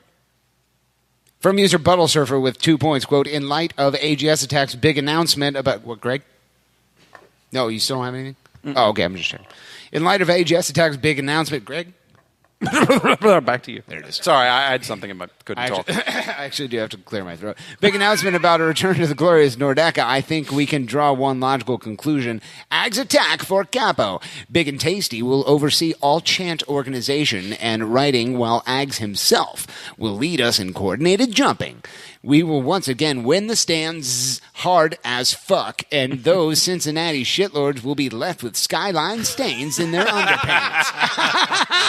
Because they'll be intimidating by us as chanters, and they'll poop in their pants. That's why. That's funny. Or Greg will poop in their pants on their chests. Yeah. Why are you wearing your pants up around your chest? I don't poop on nerds. I put my pants on my kids' chests. And that's why your poop would be on them, because you murder kids. You poop on their chest. Back to you. In fact, the rhymes AGS will be dropping will be so fiery hot that they will spontaneously combust, creating all natural organic smoke to satisfy even the most hardy of lads. AGS for Capo 2018, make Nordak big and tasty again. End quote. Yep! Stanglord! You've done it! You're back in the good graces of ACES Radio, which is not a great thing. You shouldn't be celebrating that. Why are you clapping? Salamax! Rest in peace, Johnson Arm. That's the last hot take of the night. We have blood points to give away. Darby Schnarfus, the 40-year-old man-child, a.k.a. the fake Ron Zubaz. You have 1 point to give away. It goes to the following user, my friend. Phil Goldfart. He went out with a bang. Bam. Yep. It's Nate Beckman. Whoever it is. Whoever he or she is. Yeah. Darling Thief. Backlord. Darling Thief is a man. Yep. Lord of the Shits. Can I do 2? You can give away 2. Perfect. One to Hired Ballerina. He All gave right. me when he was on the show, so that's the right thing to do. Okay. And Nate can have as many as he wants of mine. All right. It's not how that works, but No golden ratio achievement unlocked this week. Yeah. Yeah. Greg Benson, Hollywood Racist. First one's going to the logbook because you managed to stop Morgan from reading a hot take. That's good. That's a good point. And the other one is going to Morgan's Fun Van for your kids. Fuck you. Because you'd better fucking believe I'm going to make sure you read that goddamn name next week. Not only is he going to read it, it's going to get the bulk. Yeah. It is bringing up the rear. Unless Morgan votes for it himself. If you are willing to give them credit. Okay, but have you noticed that it doesn't matter if people get a point? Sometimes Josephine is still at the bottom. Thank you, Nate, for being the only one who got that. It's almost like who gets the bulk is arbitrary. Yeah. Yes. Exactly who Morgan wants it to. It's almost like Josephine never earned a point in the blood standings this year. I just gave it to him. I And now he's wondered getting about the bulk. that. I don't actually remember. And if he did, would he have posted as Josephine? Remember, I gave him one because he was going to post a hot take, but it was too late, so I just gave it to him anyway. And that was so that he could bring up the reader and get the book, which is a joke about Todd Fichtenberg. And it's from episode 7. My first blood point goes to none other than Phil Goldfart. Whoever he or she is, that guy's a legend. Tune into segment 3, this is actually segment 4, so listen one before this, and maybe you'll know. Knowing's half the battle. My second blood point goes to Mike Hudson Sucks. He certainly does. Actually, that was a relevant hot take. I think that was I forgot that sometimes we do soccer stuff. Yeah. And my third and final blood point goes to setting the table for all of the dictionary reading you had to do this week. Greg, back to you. Yeah. Yeah, Darby. that's good. Back to you, Darby. Good for me. Back to you, Morgan. Lord of the Shits. Yep, back to you. RP Gardner. Walter the Raccoon. Back to you. No, I'm sorry. We don't have time for that. This has been another edition of the Battle for the Grand Prize. And you already know, so let your head nod throughout the outro. Now as the curtains close and it's time to go, will the beast almost out like a manifesto? So let's make a toast to all the friends and fam, the folks involved since we started the jam. And to It's a very long outro, John. telling you what you can and can't do, better recognize. Salty eyes ain't a thing, cause we realize that when we doing what we love, that's the grand prize. Oh, yeah, baby. No, you can't, Walter. Yeah, I can. No, Walter, you cannot. Yeah, it's the end of the episode. I watch you die at Steve Clark's house in Washington, D.C. You're dead. He bought a house already? Yeah, he sure did. Wow. Here's this song again. Angel Sanch. We have scores to update. He gives up his credit card info as fast as he gives up goals. Walter the Raccoon, when will you end? Yep, there you are again. Rough lads. Moving on. Last week, Crewzers FC take on Chicago Fire from the small fishing village of Bridgeview at the Mafre Stadia. Darby Schnarfus, 40-year-old man-child, you said the most likely outcome was a 2-1 Crewzers FC victory. My God, that was so far from being true. So exactly true. It was a 3-1 victory. You get 5 points, and may God have mercy on your soul. Oh, that's very loud. Greg Benson, the Hollywood racist. If you're at Hendon's Pub and your kid is dead and has shit smeared on its chest, Greg's an artist and he's murdered your child. Only the white ones, by the way. You said the most likely outcome was a 2-2 tie. My God, that was so far from being true. It was a 3-1 Crewzers FC. You get no points, and may God have mercy on your soul. Praise his holy name. Morgan Hughes, continuing champion, smells great, great with kids, great at reading hot takes, great at remembering to do things on ACES Radio. You said the most likely outcome was a 1-2 Crewzers FC loss, and that was shockingly near what actually happened. As it turns out, in a way, it was a 3-1 victory. You get no points, and may God have mercy on your soul. That part's annoying, almost as annoying as last week. The fact that you didn't lose 15 points. Yeah, that would have been a 30-point swing for me. Yeah. It's a shame that you're so far down. Damn you, Zadar. Yeah. Moving on, it'd be to like the DC overall trying to make the standings playoffs at this point. In third place, the fake Ron Zubaz, the 40-year-old man-child himself, Darby Schnarfus. In second place, there it is. Guy who shits on your kids and murders them in 50 points, Greg Benson. He's just going to keep riding this horse until it gives out. Goddamn right I am. Call it Jeanette the Uber driver horse, because I'm riding that bitch because I'm drunk and I've been in a bar all day. In first place. Well, you also haven't retweeted Frankie. Continuing champion, number one, Hansy Boy, smells great, great with kids. At 65 points, I'm so far ahead of Greg that last week wouldn't even have mattered. Even if I did lose 15 points, I'd probably still be winning somehow. Actually, it would have been. Morgan Hughes, I was going to say retweeted Donald Trump, but my joke fell flat because of that was very funny. Yeah. That was very funny. Get it? Because that joke would have been very funny. It would have. Save it for segment 5, Greg. I would have laughed. 3, 2, 1. Never mind. We move on now to Crewzers FC at Orlando City, the FightingShopify.coms. Before we get into our thoughts on the game, let's go to Alex Thomas with the weather report in 3, 2, 1. We go now live to Alex Thomas, who's recording this before the show. For the weather report, Alex Thomas, your thoughts on the weather for the lads. Morgan, thanks for having me, buddy. No problem. Cruise traveling to Orlando, 7:30 Saturday night. Yeah. It's going to be friggin' hot, dude. Is that right? Yeah. High during the day, like 94. What? Winds out of the southeast at like 9 miles an hour. Super humid. Like I could possibly see like water break for this one. So at the at time of kick, it's going to be about 88 degrees. Jesus. Yeah. By the time it ends, it's going to be 87 degrees. My God. And the crew's going to be walking out of there with 3 points. How many people are going to die if you drop an atomic bomb? From meth? Or midfield? from a sinkhole that opens up? Or? Why not both? Why not? I don't know. What are the winds going to be like? I just told you, 9 miles an hour. Well, I'm not listening. 9? 9. Out of what direction? Southeast. Southeast? Yes. It's blowing towards... That's like blowing from the Bahamas or from Puerto Rico. All right. Hot Puerto Rican wind. Okay. Are you getting ready for the forecaster that's coming up right after this segment? Nate Beckman's? Yeah. That dude's a fucking professional. We'll tune in to segment 3 to find out whether or not his kids are back, Alex. Can't wait. Ladies and gentlemen, thank you to Alex Thomas. Smoke weed every day. Wonderful. I'm glad that you really have... Everything has heavily referenced segment 3 in this episode. One time. The one time it feels like a safe bet. Yeah. I'll remind you that we did record a segment 4 on the New Year's Eve episode, me and Shrek Mecca and Andy Stanky, and it had to be deleted because of Caitlin's Law. We were too close to a school to what we were talking about, Darby. It was tragic. Ohio State had just lost to Clemson, and none of us were in a good mood, and we were drunk. Yeah, I definitely remember We move on now to the forecaster, which is Nate Beckman talking about playoff chances, which is a very important segment this week as we play Orlando, and we could absolutely destroy their hopes of making the playoffs should we pick up a victory. Nate Beckman in 3, 2, 1. I'm sorry, that's the intro. I can see the future. Why do I even have this intro anymore? Okay. Okay, let's try it like this. What's your favorite color? Yellow. Yes. Yellow like what? I'm blue. What is your favorite color? Pink and purple and magenta. That was 3 colors. Do you have a favorite of those 3? Magenta. Why? Because it's pretty. Pretty good reason. Purple and magenta. What about the other 2? Pink and purple. They're my favorite too. Okay. So, but not as much a favorite as magenta. Yeah. All right, thank you. Okay, just ask him what his favorite food is. What is your favorite food? What's your favorite food, buddy? But then give him the mic. When you talk, you have to talk in the mic. What's your favorite food? Yellow. Yellow? Yeah. That's not a food. Green. Green. Do you like green beans and corn? Yeah. Aw, what a good follow-up. Green beans and corn. What are your favorite food? Pizza. Yeah. That's not good. I know.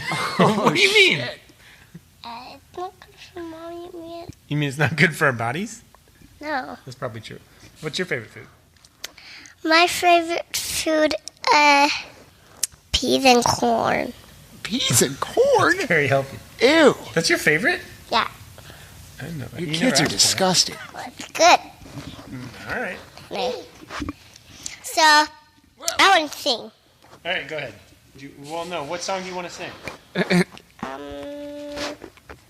Come on, something quick. What? Moana? By the way, I'll continue this in a second, but I'm completely in favor of Nate's forecaster just becoming like your kids talking about stuff. Dude, when your son said his favorite food was yellow and green, and then your daughter had like the frame of mind to go, "Oh, did you mean green beans and corn?" Dude, I wouldn't have done that, and I'm 37. Last time I saw your daughter, she was peeing on the couch. She literally peed on the couch.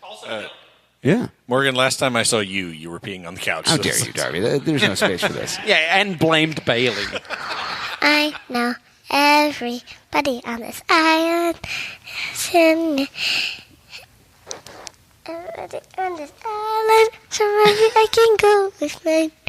And the turn I take, and the turn I try, and the turn I take, and the The Beckman song is getting better. What's wrong with me? This is better than your song, Nate. What's after that? I don't know. Did you say she was trapped on an island with a king cobra? Oh, I don't know what that is. Calls me, no wonder for a girl. The witness captain, this is behind me. Jesus. Would you record this on Channel 2? For a guys. Is she a user of Big Soccer? Is that how she doesn't know how to speak into microphones correctly? Okay, you just sang a song. There's 2.5 more minutes of this. Columbus crew. Columbus crew. Hi ho, Columbus crew. Everyone has yellow.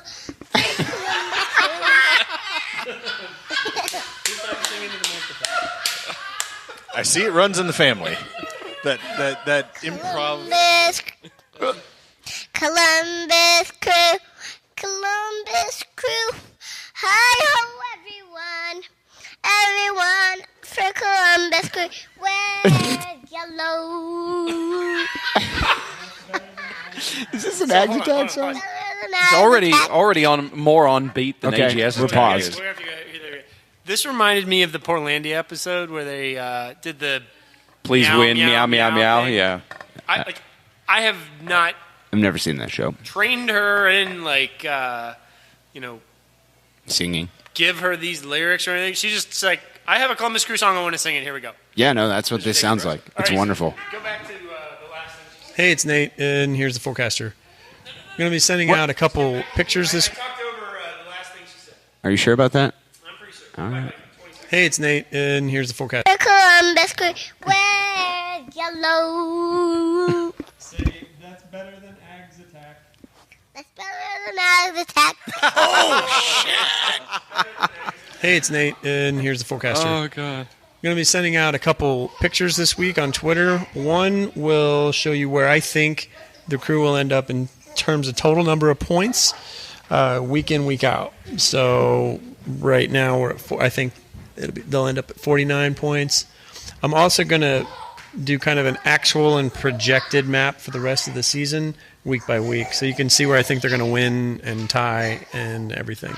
As far as next week, the crew are in this battle with Orlando and Montreal and Atlanta for 2 spots, basically, those 4 teams. And obviously they play Orlando, huge game. I have them losing. So if the crew win in Orlando, that would be huge. It would really kind of put their foot on the neck of Orlando. Also want to talk about Montreal a little bit and their schedule. They have some really rough away games coming up, so I'm hoping that means that they will drop a lot of points when they actually make up the games that they have in hand on the Crew. They have 3 games in hand on the Crew, so it's hard to see where they are in relation to us in the standings. It's kind of a mess. They are really about the same points per game, but when you look at the number of games back they are from like Toronto overall, they're actually dropped down a little bit. So I have another column in the standings that you'll also see when I tweet that picture out. I have something called, the column is GB. It's like games back. Like, I love baseball standings and pennant standings. I think they're really easy to understand. And I have kind of simplified it. I'll explain it in tweets. That's really it for the week. Thanks for listening. Bye. All right, Nate Beckman, everyone. Sweet Lord. What's your daughter's name? Yeah, probably you don't want to say that, but girl Beckman for Capo of Nordak. AGS Attack loses again. Okay, Crewzers FC going to Orlando City, fighting my Shopify.coms. Let's go around the panel, Latin Term Podcast host. Say what we're watching for. Darby Schnarfus, 40-year-old man-child. What you watching for, my friend?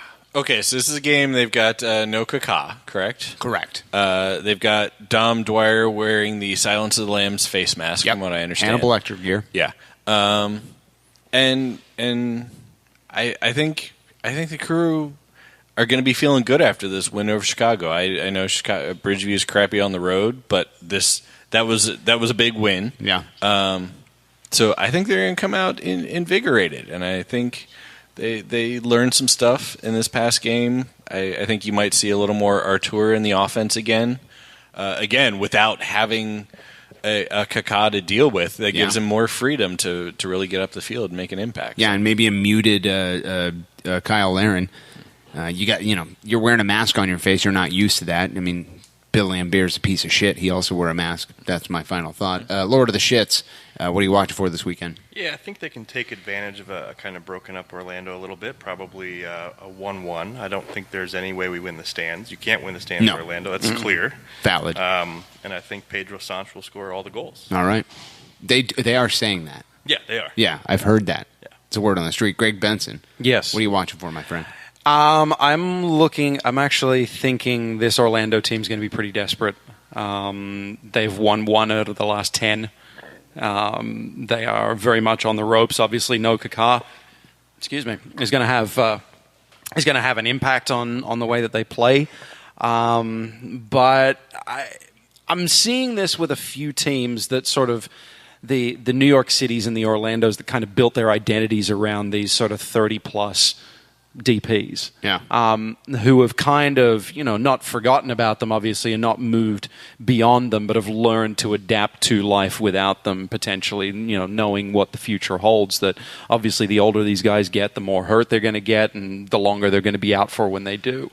Sorry, I got a touch of you. Yeah.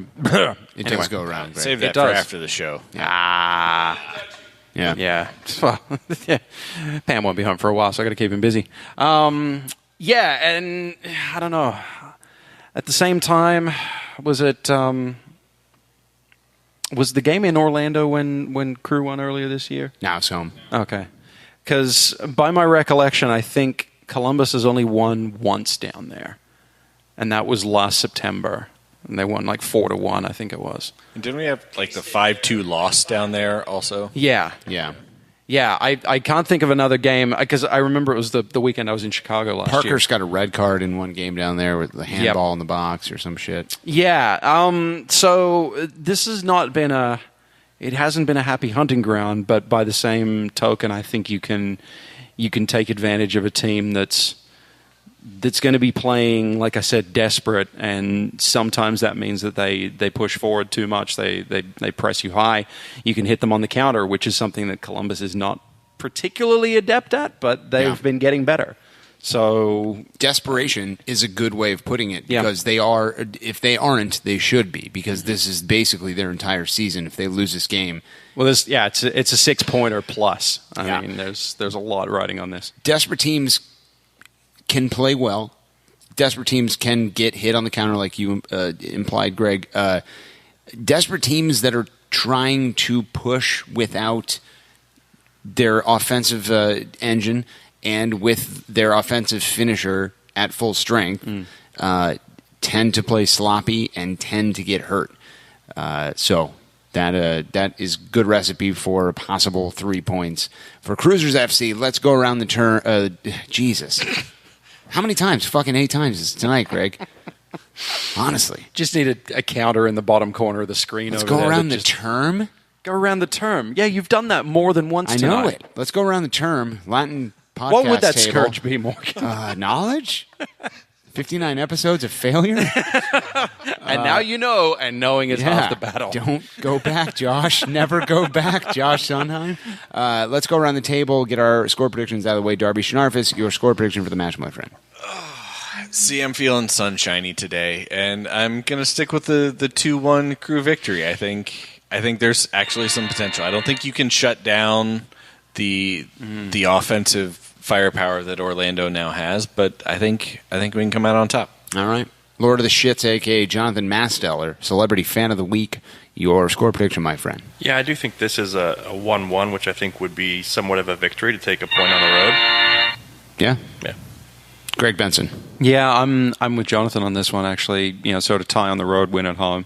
I think the desperation and Crew SC's propensity for losing 2-1 on the road, as they've done multiple times in multiple places this year.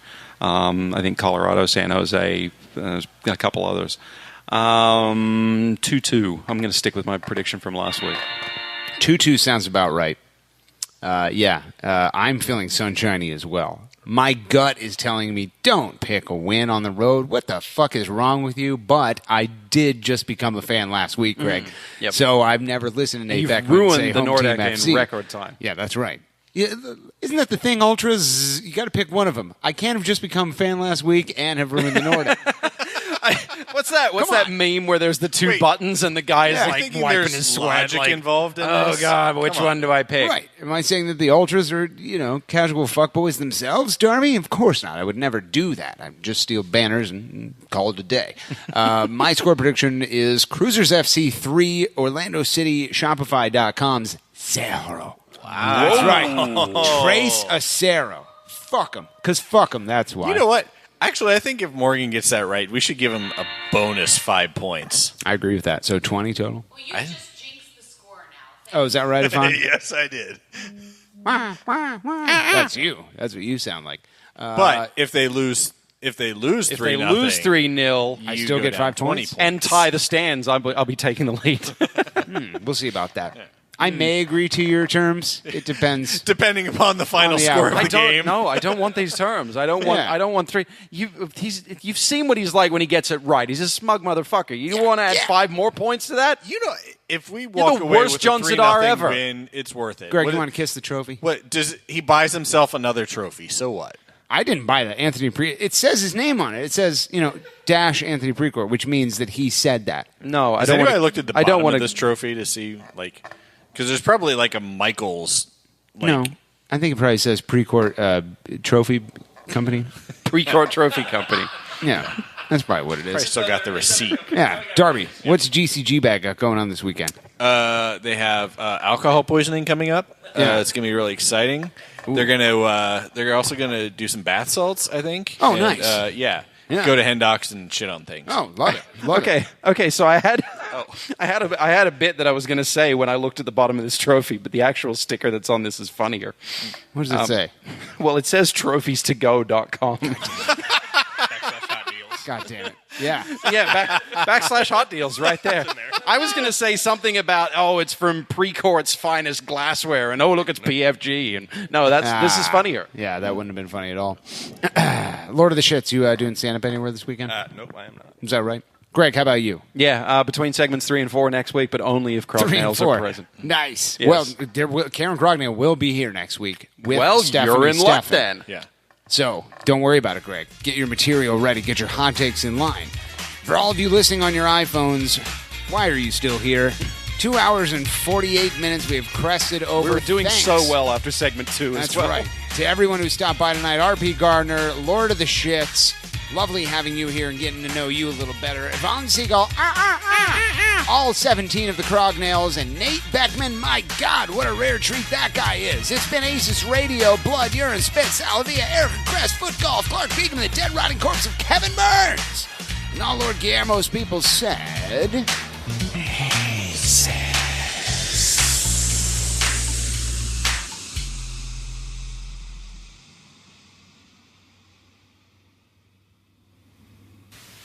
You're still here? It's over. Go home.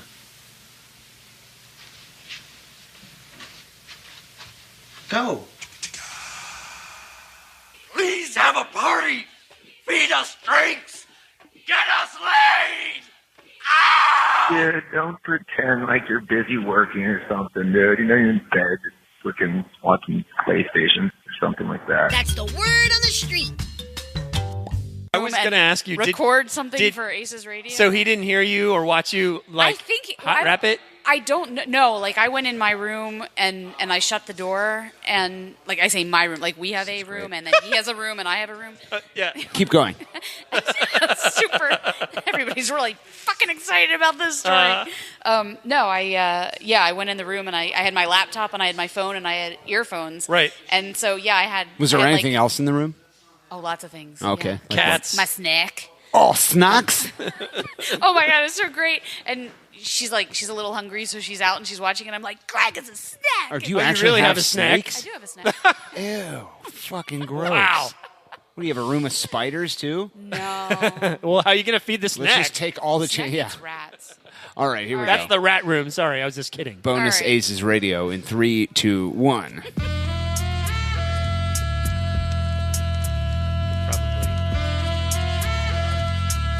Here we go. That's awesome. Yes. I should come around and stand behind you. So how about I come over there and go to town on your money and on your ass?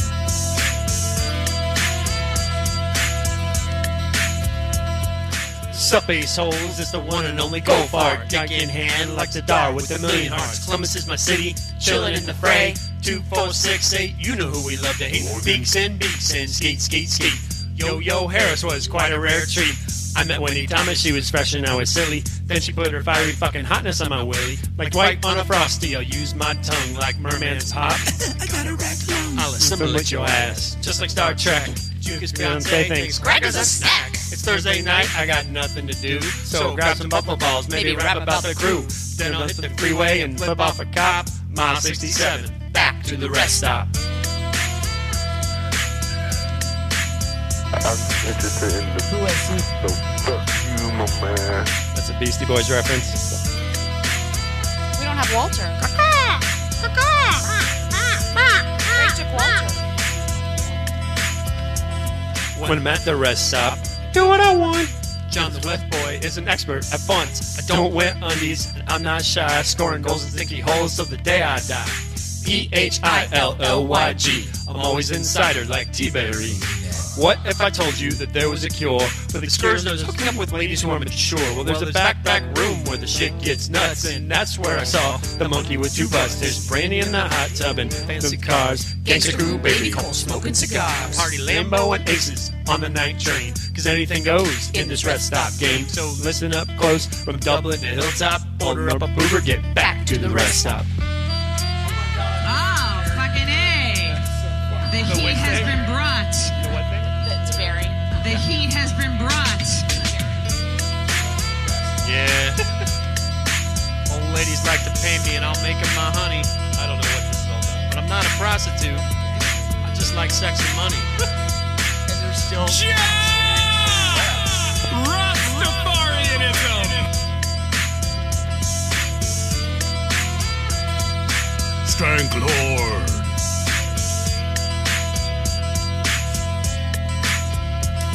When I left the scene, it was probably 4:30. Spoiler alert, Josephine's mom dirty. I grabbed Skyline as I started home rolling. Then the Lord of the Shits appeared in my colon. Duty. Will Pepto help me get me back on my route? Pam, get on the fax machine and check that out. No matter what happens, I'm here to say I'm the number one shitload in the game today. And the crew's the greatest team on the mother humper planet. And for new encounters, there's nothing like granite. CREWSC is the club de more for you and me. But don't say it wrong, cause they're obsessed. Or it's $16 to Erica Cress. There's one more chapter in this lecture at hand. So grab my reach while I'm at the mic stand. AGS Attack, your rhymes are whack. Skill and talent is what you lack. My neck, my back. And I could stop you with my sack. So Frankie yourself to the natty right back. Going far out for the gold and black. What a rare goddamn treat, Nate. I think this might actually be an ACES Radio After Hours that we actually include on the show. And Yvonne, the part where you were talking about how many rooms there were in your house, I mean, everyone has been wondering about that. Where you're like, I have things in my room, and Bill also has a room, and there are things in that room as well. Like, oh, God. I mean, ACES Radio. I can't believe we've done this. I have rooms. I'm Yvonne.